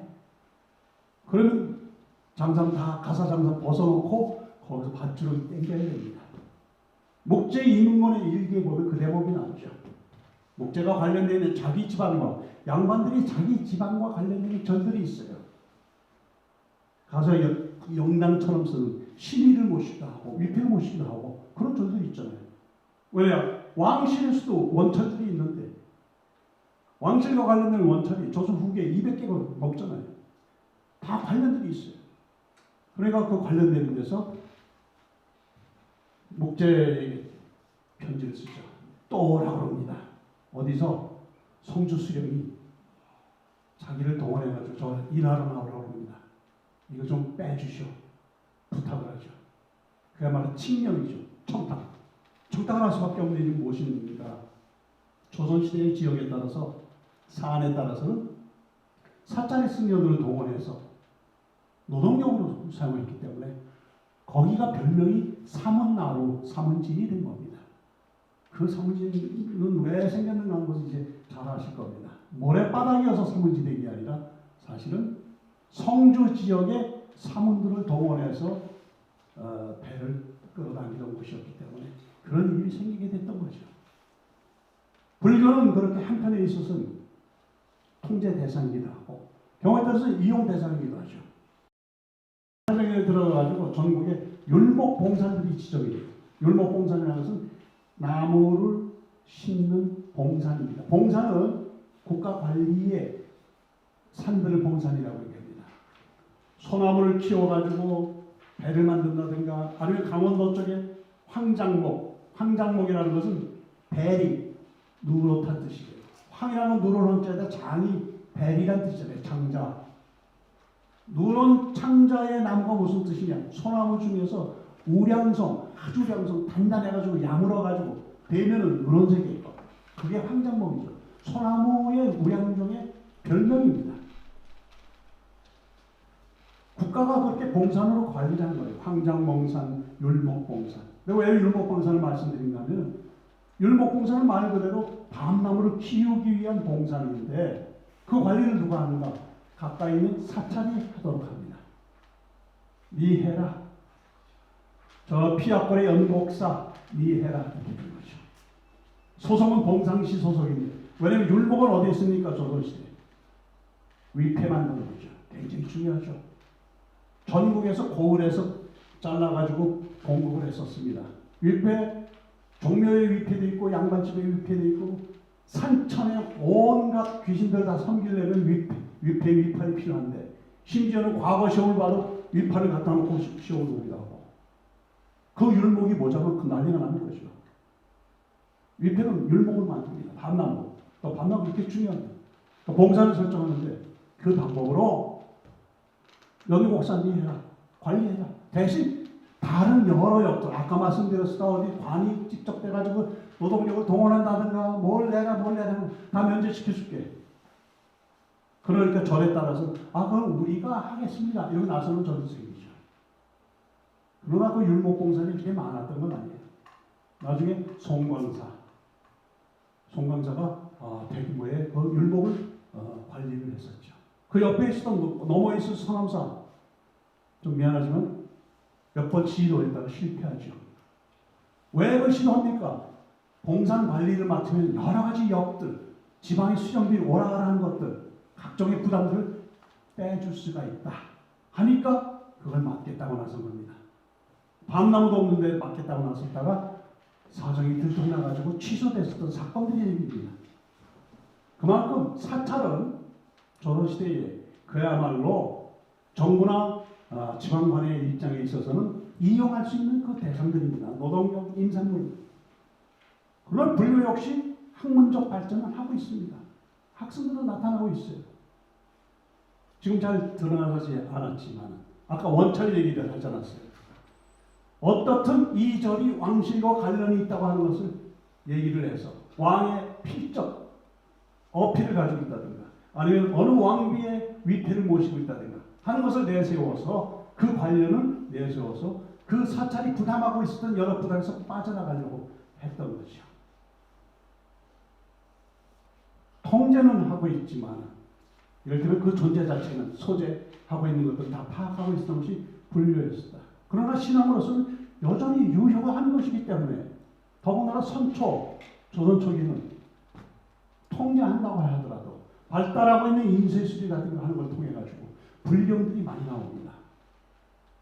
인쇄술 발달하죠. 고려시대, 조선시대에 인쇄술 발달하고 우리 얘기를 합니다. 그럼 그 발전된 인쇄술, 한참 싹터나고 있는 활짝 펴나가는 인쇄술 가지고 그러면 유교 경전만 찍었는가? 아니죠. 불교 경전도 찍은 거죠. 고려 때부터 이미 중국에서 수입된 중국의 경전들, 경전은 중국에서 만든 것도 있고 인도에서 만든 것도 있고 여러 종류가 있지 않습니까? 그런 것들이 들어오게 되면은 다시 고려해서 그 내용을 찍어서 냅니다. 목판으로 찍기도 하고 활자술이 늘어나면서 활자로 찍기도 하고 수성구에 남아있는 불교의 문화들은 이 인쇄 문화, 각종의 경들 온전하게 전체로 전체의 전질이 남아있지는 않습니다. 사찰들을 소개하기는 요즘 사찰들이기 때문에 제가 다 설명을 드리긴 좀 그렇고 조선시대에 한정해서 얘기를 하겠다 처음에 말씀드렸기 때문에 일제 이후에 생겼던 사찰에 대해서 제가 소개는 않겠다 하는 것을 말씀드린 겁니다. 유자도 그렇고 효자각도 그렇고 다 동일한 기준입니다. 그런데 가지고 있는 문화로서의 소장하고 있는 문화로서의 각종의 경들, 화엄경이라든가 여러 종류의 것들이 수성구에 소재하고 있다. 그거는 영화 조선시기 어떤 것은 11세기까지 올라갑니다. 상당히 멀리 올라가요. 문화재 시간 따질 때 기준 중에 하나가 조선권이야, 고려권이야. 조선권에서는 임난 전이냐, 임난 후냐 이걸 많이 따집니다.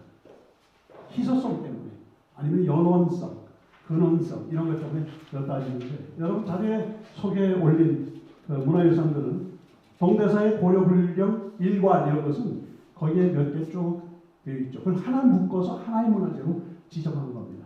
거기 나오는 화엄경이라든가 설명 가만 보시면 이거에 권 12, 권 42가 있지 그것만 있는 겁니다. 그것만 남은 거예요. 그것만 남았지만은 중요하다 해서 지정을 한 거고 천대 사교의 집회라고 하는 것도 마찬가지죠. 152억 문화재로 지정된 거. 그 다음에 마찬가지 묘덕개첩이라고 알려져 있는 거. 그 다음에 묘법 연화경 이거 다 마찬가지입니다. 이 불교 문화들이 여전히 있었다 이렇게 보시면 되고 또 아까 유교 얘기를 말씀드렸지만 소재하고 있는 성역책 중에서 아주 그 연대가 올라가는 것이 입학도서입니다. 권근의 입학도서 그 책이 유형문화재로 지금 지정되어 있습니다. 선초죠, 선초. 그래서 거기에 소개를 올린 것이고 고산농학과 옥수농학은 왜 여기다 설명을 했는가? 지난번에는 동제를 가지고 말씀드렸습니다. 조선시대까지 마을에서 마을 사람들의 결속과 정체성 확인과 건강과 평안을 비는 동제에 대해서 설명을 했는데 이것은 농학으로서 소개를 해 올렸습니다. 동제 제사 부분이라든가 이런 부분들이 이제 빠지죠. 도시화되면서 마을에 있었던 산천제 이것들이 빠져요. 빠지면서 뭐가 남습니까? 연희, 놀이만이 남습니다. 제사 빠지고 공연이 남는 거예요. 쉽게 얘기하잖아요. 우리 많이 보잖아요. 어디 그 제의를 지내면서 제사를 국판에서 벌려야 될 것을 무대에서 공연하고 있지 않습니까? 그거 뭐예요? 제사는 딱 빠지고 놀이, 연희만 딱 남는 거죠. 그것 역시 우리 지역도 마찬가지가 되는 겁니다. 그런데 농학의 원형을 보존하고 있는 대표적인 두 농학이 있기 때문에 거기 설명을 드렸습니다. 고산과 옥수농학. 그 내용을 읽어보시면 둘은 좀 차이가 있어요. 하나 진치기 그리고 하나는 국판이고 좀 차이가 있지만 그런 것이 있다 하는 것이고 야수정도 거기에 잠깐 소개한 것은 시기는 올라가지 않습니다. 야수정은 뭐로 주목받는가 하면 일제 시기 들어가면서 조선의 건물들이 일본 사람들, 식민지를 지배하던 사람들의 건축 양식으로 바뀝니다. 한옥에 유리창문이 닫힌다든가 달린다든가 이런 식으로 야수정이 바로 그 시기의 건물이기 때문에 그 지정이 됐습니다. 참 아이러니죠. 어떻게 보면은 전통적이고 우리의 문화만을 지정하는 것 같지만 근대 시기에 1900년대 이후의 것도 지정되는 것 중에서는 바뀌어가는 시기에 있어서의 양식의 결합이 나타난다든가 대표적인 다른 서구의 양식이 나타난다든가 하는 경우도 지정됩니다. 물론 문화재라고 하는 그 방식을 안 쓰고 근대 기념물 이런 방식을 쓰기도 합니다. 여러 방식을 쓰지만 그 야수정은 그래서 지정이 됐었던 것이고 자 여기까지가 우리가 문화유산들을 쭉 다뤄왔었던 겁니다. 아까 설명을 드렸듯이 그럼 여기서 무엇을 찾을 것인가 하는 것을 먼저 말씀드리고 자료 이용하는 것을 짧게 말씀드리는 걸로 얘기를 정리를 하도록 하겠습니다. 우리가 여러 문제를 지금 쭉 다뤄왔어요. 문장화해서 여러분의 설명을 드렸기 때문에 그래서 길게는 말씀을 드리지 않겠고 이런 것을 한번 생각을 해보자. 수성의 역사문화에 대해서 우리가 쭉 다뤄왔는데 첫째는 역사문화를 어떻게 다룰 것인가 하는 거에서 처음 아까 말씀드렸지만 자연에 대해서 문제 제기됐어요. 사람은 자연 속에서 자연이면서 자연을 이용하면서 살아왔다. 수성구의 자연 속에서 살아왔다. 아까 봤잖아요. 기후제 지내잖아요. 유명한 유자 기후제 지내고 기후 충문을 쓰고 그러지 않습니까? 많은 저수지를 만들었잖아요. 조선시대 여기 물 난리 나니까 물 정비하잖아요. 자연은 그만큼 중요한 거예요. 우리 삶에 있어서 이용해왔어요. 최대한 이용할 수 있는 대로 물 막기도 하고 관리하기도 하고 때로는 안 오니까 빌기도 하고. 그런데 어떻게 해왔어요? 이 안에서 모든 생활이 그대로 다 이루어지진 않았잖아요. 여러 시장들이 있었다고 얘기했잖아요. 대골 바닥에는. 시장에서 뭘 팔아요? 다른 지역에서 만든 물건들을 팔잖아요. 유통되잖아요. 온전하게 수성 안에서 다 생활을 이루어질 수 있고 가능은 하지만 사람들은 다른 지역에서 생산한 것들, 만든 것들 이런 것을 구해다가 쓰게 됩니다. 좀 시야를 넓혀봅시다. 조선, 고려, 아니면 지금의 대한민국 우리가 지금 사용하고 있는 물건들은 자연으로부터 온 것들이에요. 따져봅시다 하나씩. 광물질이나 해도 마찬가지예요. 자연에 있었던 것들이에요. 밑바닥 끝까지 들어가서 파올린 거예요. 1000m, 2000m. 그게 우리의 삶의 풍요롭다고 생각하고 편하다고 생각해서 자연의 이용을 극대화시켰어요. 어떻게 할수록 자연의 이치를 파악하고 자연의 이치, 질서를 알면 알수록 자연의 이용을 극대화되었어요. 착각이었어요. 어떤 부분에서. 자연은 끝까지 우리에게 제공할 줄 알았죠. 그 과정에서 우리는 자연의 질서를 우리가 만들기도 하고 우리가 어그러뜨리기도 하고 우리가 변경시키기도 했어요. 그게 말 들은 적도 있죠. 제 방을 싸면 물기는 좀 가둬 줄 수 있었어요. 그러나 터놓고 얘기해 보십시오. 하늘에서 물이 안 내려오는데 비가 안 오는데 그거 어떻게 하겠어요? 무당들 데려다가 땡볕에서 세워놔서 비 올 때까지 서 있어라 빌어라 해결 안 되죠. 법당에 가서 도관에 가서 빌어서 해결이 안 되죠. 비 올 때까지 빌 수밖에 없었던 거죠. 그때도 깨달았어야 되는 거예요. 자연은 인간이 자연인 만큼 자연은 인간에게 무한대로 자연 질서를 바꾸면서까지 파괴하면서까지 제공하지는 않습니다. 그걸 알아야죠. 한정이 있죠. 한정이 있어요. 그걸 좀 생각해보자. 수성에 있는 자연을 자연 보호하자. 법위산 보호합시다. 무학산 보호합시다. 운동시설 줄이고, 그거 다 좋은데, 그 보호해서 어떤 삶을 우리는 앞으로 살아갈 것인가. 이런 거에 대해서 좀 거시적으로, 거국적으로, 수성구뿐만 아니라 전체를 놓고, 인간은, 그야말로 사람은 이제 앞으로 자연을 어떻게 해야지? 바이러스 하나 창궐하니까 꼼짝 못해요. 전 세계가 쉬었다는데요. 꼼짝 못해요. 자연에 저게 뭐지? 생각을 좀 해봐야 돼요. 저게 자연이 어그러진 건가? 아니면 자연의 다른 모습, 못 보던 모습 우리가 지금 본 건가? 생각해야 돼요. 또 하나는 무엇인가? 행정적 편지에서 봤지만은 우리의 삶을 우리가 스스로 결정하고 있는가 하는 것을 역사로부터 생각을 해봐야 돼요.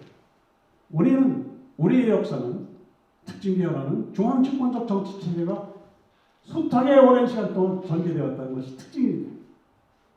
자칫 요즘에 나오는 얘기죠. 일제시기 전까지 한국의 역사에 있어서 이 정치 체제는 중앙집권적 정치 체제였어요. 권력만 중앙에 집중되어 있으니까 문화도 중앙에 집중되어 있고 소유도 집중되어 있고 모든 것이 중앙에 집중되어 있어요. 거기서 보편성을 결정해요. 이렇게 살아라, 이게 뜻이다, 이 가치대로 살아라 다 해왔어요. 이제 수성구에 살면서 우리의 삶은 누가 결정할 것인가? 청와대에서 결정할 것인가? 아니면 대구시청에서 결정할 것인가? 구청에서 결정할 것인가?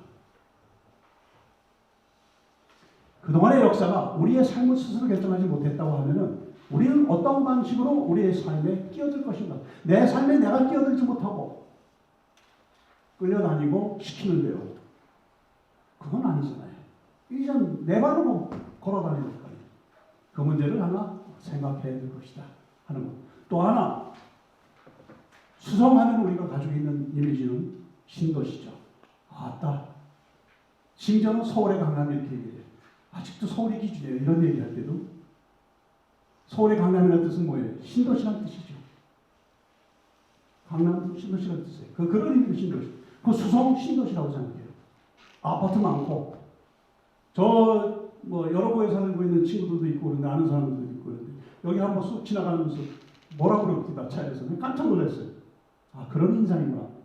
아파트 겁나게 많대 이러면서 지나가요. 물론 주택가에 사시는, 일반 주택에 사시는, 딱 봤을 때 놀라운 광경이라고 생각, 좀 됐습니다. 시간이. 이 얘기할 때. 지금은 대구 어디 가도 다 비슷해, 광경들이. 다 아파트 단지 사이에 사람들 끼어다니고 있죠. 그런데 수성의 역사라는 것은 최소 5,000년 이상의 역사를 가지고 있어요. 봤잖아요. 5,000년. 아니 그 이전. 그 5,000년이다 500년이다 중요한 건 아니죠. 이곳에서 발붙이고 숨을 이어왔다는 뜻입니다. 가까이 우리의 이웃이 조선 전기 여기서부터 살고 있었고, 나는 1990년도에 수성구로 이사 왔지만 저도 한 30년 됐죠. 이곳은 오래된 도시라는 거예요. 오래됐다는 건 무슨 뜻인가 하면 역사성이 있다는 것이고, 함께 시간을 들이고 함께 문화를 만들어 온 것이 축적되어 있다는 거예요. 그 역사라는 것은 거꾸로 가서, 시간을 거꾸로 가서 내가 살아야 역사가 되는 게 아니에요. 지나온 역사는 우리 거예요. 유구성, 오래된 것. 그것이 나에게는 무엇인가? 신도시로서의 그 화려한 불빛, 그것을 생각할 것인가? 그것도 화려하면 좋죠. 화려한 거 좋아하면. 근데 그 유구성이라고 하는 것을 어떻게 생각할 것인가? 또 한 가지, 마지막으로 말씀드리자면 공동체라는 말 많이 있어요. 근데 저는 참 조심스러운 말이 공동체입니다. 원래 공동체라고 하는 것은 그 공동체가 아니고서 공동체 성원이 살아갈 수 없을 때 공동체라고 규정해요. 이런 얘기입니다. 땅떼기가 있어가지고 여기 함께 사는 마을 사람들이 함께 농사 짓고 함께 수확을 해서 그걸 가지고 함께 살 수밖에 없을 때에 그것은 무슨 공동체 이렇게 불러요. 농업이면 농업 공동체 이렇게 부르게 돼요. 공동체는 집단을 얘기하는 게 아닙니다. 지금 일반 매스컴이라든가 이런 데서 많은 사람들이 공동체 하다 보면 단체, 집단 이런 의미로 공동체라는 말을 많이 써요. 학술적인 의미에 있어서 공동체라는 말을 쓰려면 엄격한 말입니다. 쓰기가, 적용하기 어려워요. 그 사람이 그 공동체 구성원이라고 하면 그 공동체가 아니면 생존할 수가 없는 거, 살아갈 수가 없을 때 그걸 무슨 공동체라고 얘기해요. 떼를 지어서 그냥 함께 사는 것 공동체 아닙니다. 마을에 함께 산다고 해서 공동체가 아닙니다. 그건 공동체가 아니에요. 그냥 집단이고 단체지요. 그런데 공동체는 말 쉽게 얘기해요. 근데 좀 양보를 해, 100번 양보를 해서 공동체라는 말을 쓰려면 이런 정도는 앞에 수식어를 집어넣어서 공동체라는 말을 쓸 수 있다. 저는 거기까지 양보를 해요. 예컨대 역사문화 공동체. 앞에 규정됐을 때 역사문화에 한정해서 공동체라고 얘기할 수가 있다. 왜냐? 역사문화를 함께 누릴 수가 있습니다. 우리가 지난 시간을 거꾸로 살 수는 없지만 그것을 간접적 경험이라든가 여러 경로를 통해서 여러분은 5차례의 강연을 통해 가지고 역사를 공유하게 되었습니다. 지나간 수성의 역사를 함께 가지게 된 겁니다. 머릿속에 남아있는 것이 불과 얼마 안 된다 하더라도 역사를 공유하게 된 거예요. 그러면 이곳에서 뭘 공유할 것인가? 앞으로도 역사를 공유할 것이고 문화를 공유하게 되는 거예요. 왜? 여기서 사니까. 이유는 그겁니다. 사는 것은 다 달라요. 그렇기 때문에 다르기 때문에 이것을 무슨 공동체가 이렇게 얘기하는 엄밀한 의미에 있어서 학술적인 의미에 있어서 공동체라고 규정하는 건 저는 찬성은 하진 않아요. 그러나 한정해서 역사문화 공동체다 이렇게 얘기를 한다 하면 가능하다. 왜냐? 어차피 이곳에서 우리가 함께 같은 역사를 바탕으로 해서 기반으로 해서 살아갈 것이니까 그런 뜻이라고 하면 역사문화 공동체로서 의미가 있고 과연 그 역사문화 공동체에 있을 때 나는 무엇을 할 수가 있지? 하는 것을 그 입장에서 생각을 좀 해보자는 거죠. 그게 숙제죠. 살면서. 물론 머리만 써서 살 수는 없어요. 몸도 써야 되고 다 밥도 먹으면서 살아가야 되는데 조금씩 한켠에서 그런 생각도 하면서 살아갔으면 좋겠다 하는 얘기입니다. 5차례에 걸쳐서 얘기를 한 내용들이 어느 부분에서 설명이 굉장히 모자라는 부분도 있고 즉 얘기한 사람 입장에서 보면 앉아서 좀 무릎 맞대고 한 1박 2일, 한 2박 3일이라 더 얘기를 해야 풀릴 문제가 있기도 하고 또 전달하는 과정에서 말이 서툴러가지고 제가 말을 그렇게 썩 잘하는 사람은 못 됩니다. 말 많은 사람이긴 하지만 잘하는 사람은 못 되는데 잘하지 못했기 때문에 전달이 좀 덜 됐을 가능성도 많아요. 그 부분들은 가지고 있는 자료를 가지고 좀 오해를 좀 풀어주십사 부탁을 드리고 또 기회가 되면은 저에게 개인적으로나 질문을 하시면 설명을 언제든지 해드리겠습니다. 약속을 드린대요. 강연에 썼던 자료들 그리고 여러분이 좀 더 접근할 수 있는 길, 루트, 자료들을 소개를 해드리겠습니다. 자료의 맨 뒷부분을 보시기 바랍니다. 맨 뒷부분. 이건 보고 넘어가야 되겠죠. 원래 좋은 것은 이 사이트에 다 들어가서 같이 보는 게 좋겠지만 그렇게는 못하겠고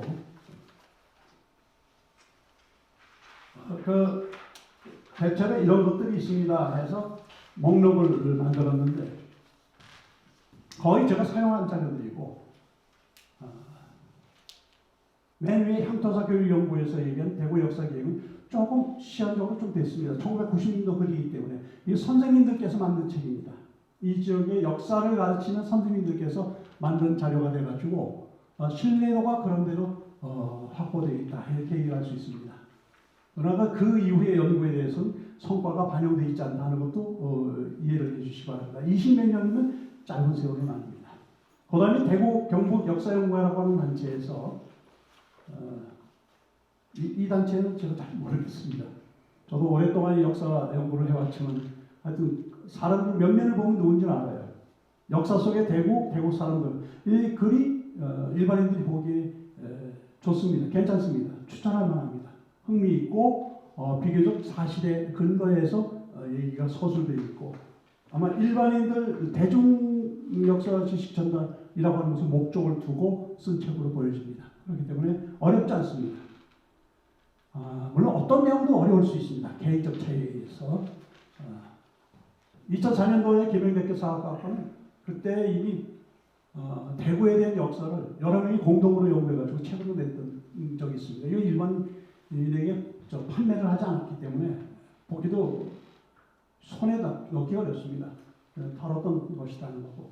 그 다음에 백승원의 2015년도에 그곳 수성구 이건 왜 소개를 했는가 하면 수성구청이라든가 관변단체에서 나온 글 중에서 이걸 우연찮게 이렇게 봤는데 쉽게 비교적 근거들을 사료들을 바탕으로 해서 정리를 했기 때문에 이런 정도는 보기가 좀 편하겠구나 해서 올렸습니다. 그 다음에 보고서는 수성구청 아카이브인데 여기에 좀 개인적인 바람이 좀 있습니다. 수성구청 아카이브 여러분 아래에 보면은 수성구청 홈페이지 해가지고 문화관광 문화예술 문화유산 아카이브 이렇게 되어 있는 거 있을 겁니다. 그 아래 슬러시 해가지고. 근데 이 보고서는 수성구청 홈페이지 들어가가지고 문화관광 문화예술 문화유산 아카이브 차례차례 찾아가시면은 거기에 실려 있습니다. 그래서 수성 국민이면 누구나 수성 국민 아니어도 관계없이 컴퓨터를 열 줄 아는 사람이면 이 보고서를 바로 볼 수 있습니다. 대구의 뿌리부터 시작해가지고 이 법의산 봉수 조사 보고서까지 접근을 할 수 있습니다. 한 가지 흠은 대부분 조사 보고서이기 때문에 쓰고 있는 말들이 막말을 제가 할게요. 일반인 보기에는 거칠기 짝이 없습니다. 다시 얘기는 일반인들이 볼 수 있는 역사문화를 쉽게 접근할 수 있는 평이한 말로 쓰여진 것이 아니라 때로는 학술 용어가 그냥 깔려있기 때문에 불편할 수도 있습니다. 그러나 원자료이다 하는 뜻에서 여기에 실려있고 몇 개의 자료는 보기에는 그렇게 불편하지 않겠지만 대부분의 보고서라고 하는 것은 한 사람의 문장에 의해서 되어 있지 않기 때문에 그 안에서도 문체가 막 다르고 그래서 좀 불편하실 겁니다. 그래도 혹시 인내력이 대단히 깊고 넓고 두껍다 이렇게 생각하시는 분 이걸 보셔도 무방할 겁니다. 꼭 찾고 보십사 하는 뜻입니다. 그 아래에 대구 광역시 홈페이지 3개 사이트를 소개해 드렸죠. 대구 광역시 홈페이지도 이용을 하시면 거기에 자료를 만날 수 있습니다. 첫 번째 게 지명유래죠. 그래서 지명유래 클릭하시면은 수성구에 있는 자연벌학들, 자연촌락들이 어떻게 해서 이 이름을 갖게 됐는가에 대한 설명입니다. 죄송스럽지만은 전언하는 것, 전해지는 얘기들 그냥 모은 겁니다. 학술적으로 검토를 했다든가 검증됐다든가 하는 건 아닙니다. 그렇다고 해서 이거 틀렸다 이런 뜻은 아닙니다. 왜냐하면 어차피 동명이라든가 마을명 이런 것들은 그 마을에서 내려온 이야기를 모아서 정리하고 어떤 것이 신뢰도가 높은가 어떤 것은 그것까지는 안 한 것 같고 하여튼 전래되는 얘기들은 다 모았기 때문에 필요하시면 이걸 보시면 되겠고 그 다음에 대구시사는 대구의 시의 역사에 대한 전체적인 역사입니다. 혹시 대구시사 전체를 보고 싶으시면 침착하게 그야말로 도시락 까먹으면서 봐야지 이건 양이 많습니다. 이런 책을 보는 방법 중에 하나는 관심이 가 있는 부분만을 먼저 찾아 들어가가지고 시사에서 대구시사에서 어느 부분 이렇게 보는 방법들이 있습니다. 전부 통독하실 생각하시면은 글쎄요, 뭐 통독하는 걸 제가 말리진 않겠습니다. 권하진 않습니다. 득이 되질 않습니다.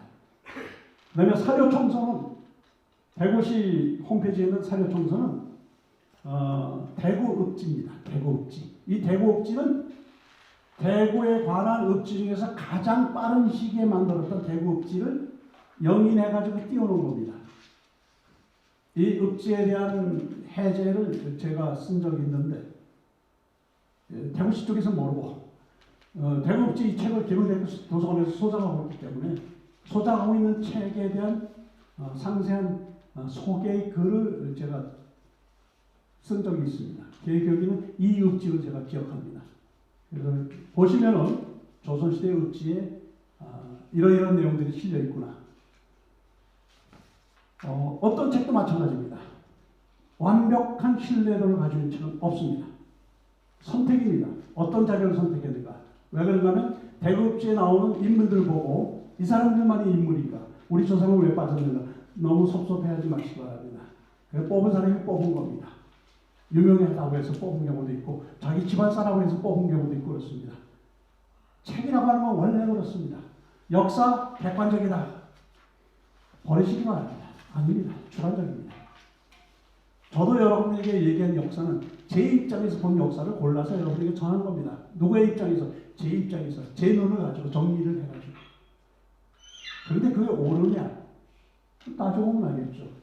사실을 가지고 얘기합니다. 그 논리적인 체계는 어떤 것인가? 그거 따져봐야 됩니다. 김하몽이가 역사를 40년, 50년 공부했다고 해서 진실된 것만 얘기하는가? 저는 진실된 것만 얘기하겠다고 약속을 하고 생각을 하지만 그렇지 않을 수도 있습니다. 선택한 사실이 잘못될 수도 있고 선택 자체가 기준이 모호할 수도 있습니다. 왜 그런 말씀을 드린가 하면 여러분이 보기 쉽게 되는 이런 직접적인 1차 서류에 해당하는 것들은 그런 검증을 끝까지 받은 사료들은 아니라는 거죠. 그 편찬자의 의도가 있는 책들이다. 이렇게 보시면 되겠습니다. 그 다음에 수성구청 홈페이지. 얼마큼 보고 계신지 모르겠어요. 수성구청 홈페이지. 국민이라고 해서 홈페이지 반드시 들어가 봐야 되는 건 아니죠. 그런데 그런 것들을 내 삶의 필요로서 이용을 하시면 되는 겁니다. 그 비싼 돈 들어가지고 만들어 놓은 자료들인데 국민들이 이용 안 하면 뭐합니까? 난 참 답답한 게 여행할 때 왜 여행하면서 자료를 조사 안 해요? 진주를 가겠다고 하면 진주박물관 홈페이지부터 들어가야 되잖아요. 이적이 뭐가 있지? 자기네 역사를 뭐라고 정리했지 이 박물관은? 그거 들여다보고 조금 몇 페이지라도 빼고 다운받아가지고 빼놓고 정리해가지고 진주를 한 바퀴 도십시오. 전혀 다른 모습이잖아요. 국내 여행이나 해외여행할 때 가이드 말만 믿습니까? 가서 쫙 얘기하는 거. 어느 지역 갔다 내가 어디라고 얘기 안 하겠는데 혀를 찼어요. 기가 막혀. 이 얘기를 하고 있구나. 입에서 나오는 대로 설명하고 있어요. 그러더니 총 가이드가 저도 가이드 따라다니는 걸 좋아하기 때문에 다 해주니까 그 가이드가 내가 어떤 사람인지 나중에 눈치챘는지 물어보더라고요. 저 앞에 현지 로컬 가이드가 얘기하는 게 맞습니까? 틀려. 그럼 어떡하죠? 평생 그렇게 틀린 걸로 알고 살면 되지. 뭐 사는데 지장은 없을 거예요. 근데 너무 틀려. 당신도 많이 틀려. 왜 틀립니까? 무식해, 몰라. 결국 그 여행에서 마지막 오면서 제가 가지고 있었던, 저는 그 여행 패키지로 따라갔는데 30페이지의 자료를 제가 만들어 가지고 왔어요. 단위를 여행 다닐 때가 어디 뻔히 나와 상품에 나와 있으니까 다 조사를 해가지고 제가 가지고 있는 자료 아닙니다. 인터넷 들어가면 있어요. 그 조사를 국내 여행도 마찬가지라는 거예요. 여러분이 가족과 함께 여행을 하실 때에 그 지역에 대한 조사부터 하고 그 지역에 신뢰할 만한 자료를 찾아보고 하십니까? 안 하죠. 맨손으로 가잖아요. 눈으로 보면 되지. 난 취미가 그렇지 않아. 취미? 한번 만들어 보십시오. 재밌게 여행하는 경우. 수성구청 홈페이지 얘기하면 그렇습니다. 수성구청 홈페이지 100% 신뢰도 그렇게는 얘기 못합니다. 어떤 건 설명이 좀 약하기도 하고 부족하기도 하고. 근데 들어가서 보십사 하는 거죠. 거기에 문화유산 아카이브는 아까 설명한 그런 보고서가 다 올라와 있고 문화재에 대한 설명이 나와 있어요. 거기에 실려있는 문화재에 대한 설명문은 문화재위원회에서 심사할 때 정리된 설명문을 대부분 그대로 옮겨놨어요. 그래서 보시는데 큰 문제는 없을 겁니다. 그리고 그 아래 보면 대구 고지도 있죠. 혹시 관심이 있으신 분, 첫 시간에 제가 이 지도를 띄워드렸어요. 여기서 대구에 관련된 고지도를 여기에 들어가시면 볼 수가 있다 이런 뜻입니다. 한글로 치면요, 규장각 한국학연구원 치면 탁 나오죠. 거기에 오른쪽 아래 보면 구원문 검색 서비스. 좀 구닥다리가 돼가지고 요즘 되어 있는 시스템이 두 개예요. 규장각 한국학연구원 들어가면. 근데 구원문 검색 서비스라고 오른쪽 하단에 있어요. 그거 클릭하면 고지도가 딱 떠요. 쭉 고지도 딱 클릭하면은 전국의 지역들이 뜨죠. 그럼 대구 클릭하면 대구 고지도가 쫙 뜨죠. 컬러로. 통편현색에. 대구 고지도가 18세기 이후에 이런 지도들이 쭉 있었구나. 그거 보십사 하고 들어가시면 한번 해보시면은 이를테면 그 접근하는데 어려움은 좀 줄어들 겁니다. 원래 그 나이 든 사람 싫어하는 게 그러잖아요. 컴퓨터 딱 들어가면 못 깔아 그래서 눈 깔아 뭐 해가지고 자꾸 깔라고 그러니까 깔기도 쉽고 나중에 화내고 돌아오고 그러잖아요. 요것대로 눌러보시면 됩니다. 그 다음에 그 대구 고지도의 맨 아래 부분 있잖아요. 국사편찬위원회. 국사편찬위원회 시간이 없어서 설명 못 드리겠지만 거기 들어가면 여러분이 직접 만날 수 있는 자료는 어마어마하게 많습니다. 사이트는 이것 말고도 많이 있죠. 한국학자료센터라든가. 근데 국사편찬위원회 가가지고 한국사 데이터베이스라는 걸 클릭하시고 그 다음에 일제 강점기를 클릭하시고 거기에 한국 근대 지도 자료를 하면은 일제가 대정년간에 우리나라 전체를 지도로 만들어 놓은 자료가 그대로 올라옵니다. 그거 보십사 하는 거예요. 우리 동네는 이전에 일제 초기에는 어떤 동네였을지 지도를 어떻게 그려가는 일본 사람들 조선을 그냥 지배하지 않았습니다. 엄청나게 준비를 하고 엄청나게 노력을 기울여가지고 꼼꼼하게 지배를 했어요. 끔찍스러울 정도로, 소름 끼칠 정도로. 덜렁덜렁 그냥 집어먹은 거 아닙니다. 일제시대 만들어놓은 일본 사람들이 지도를 한번 보십시오.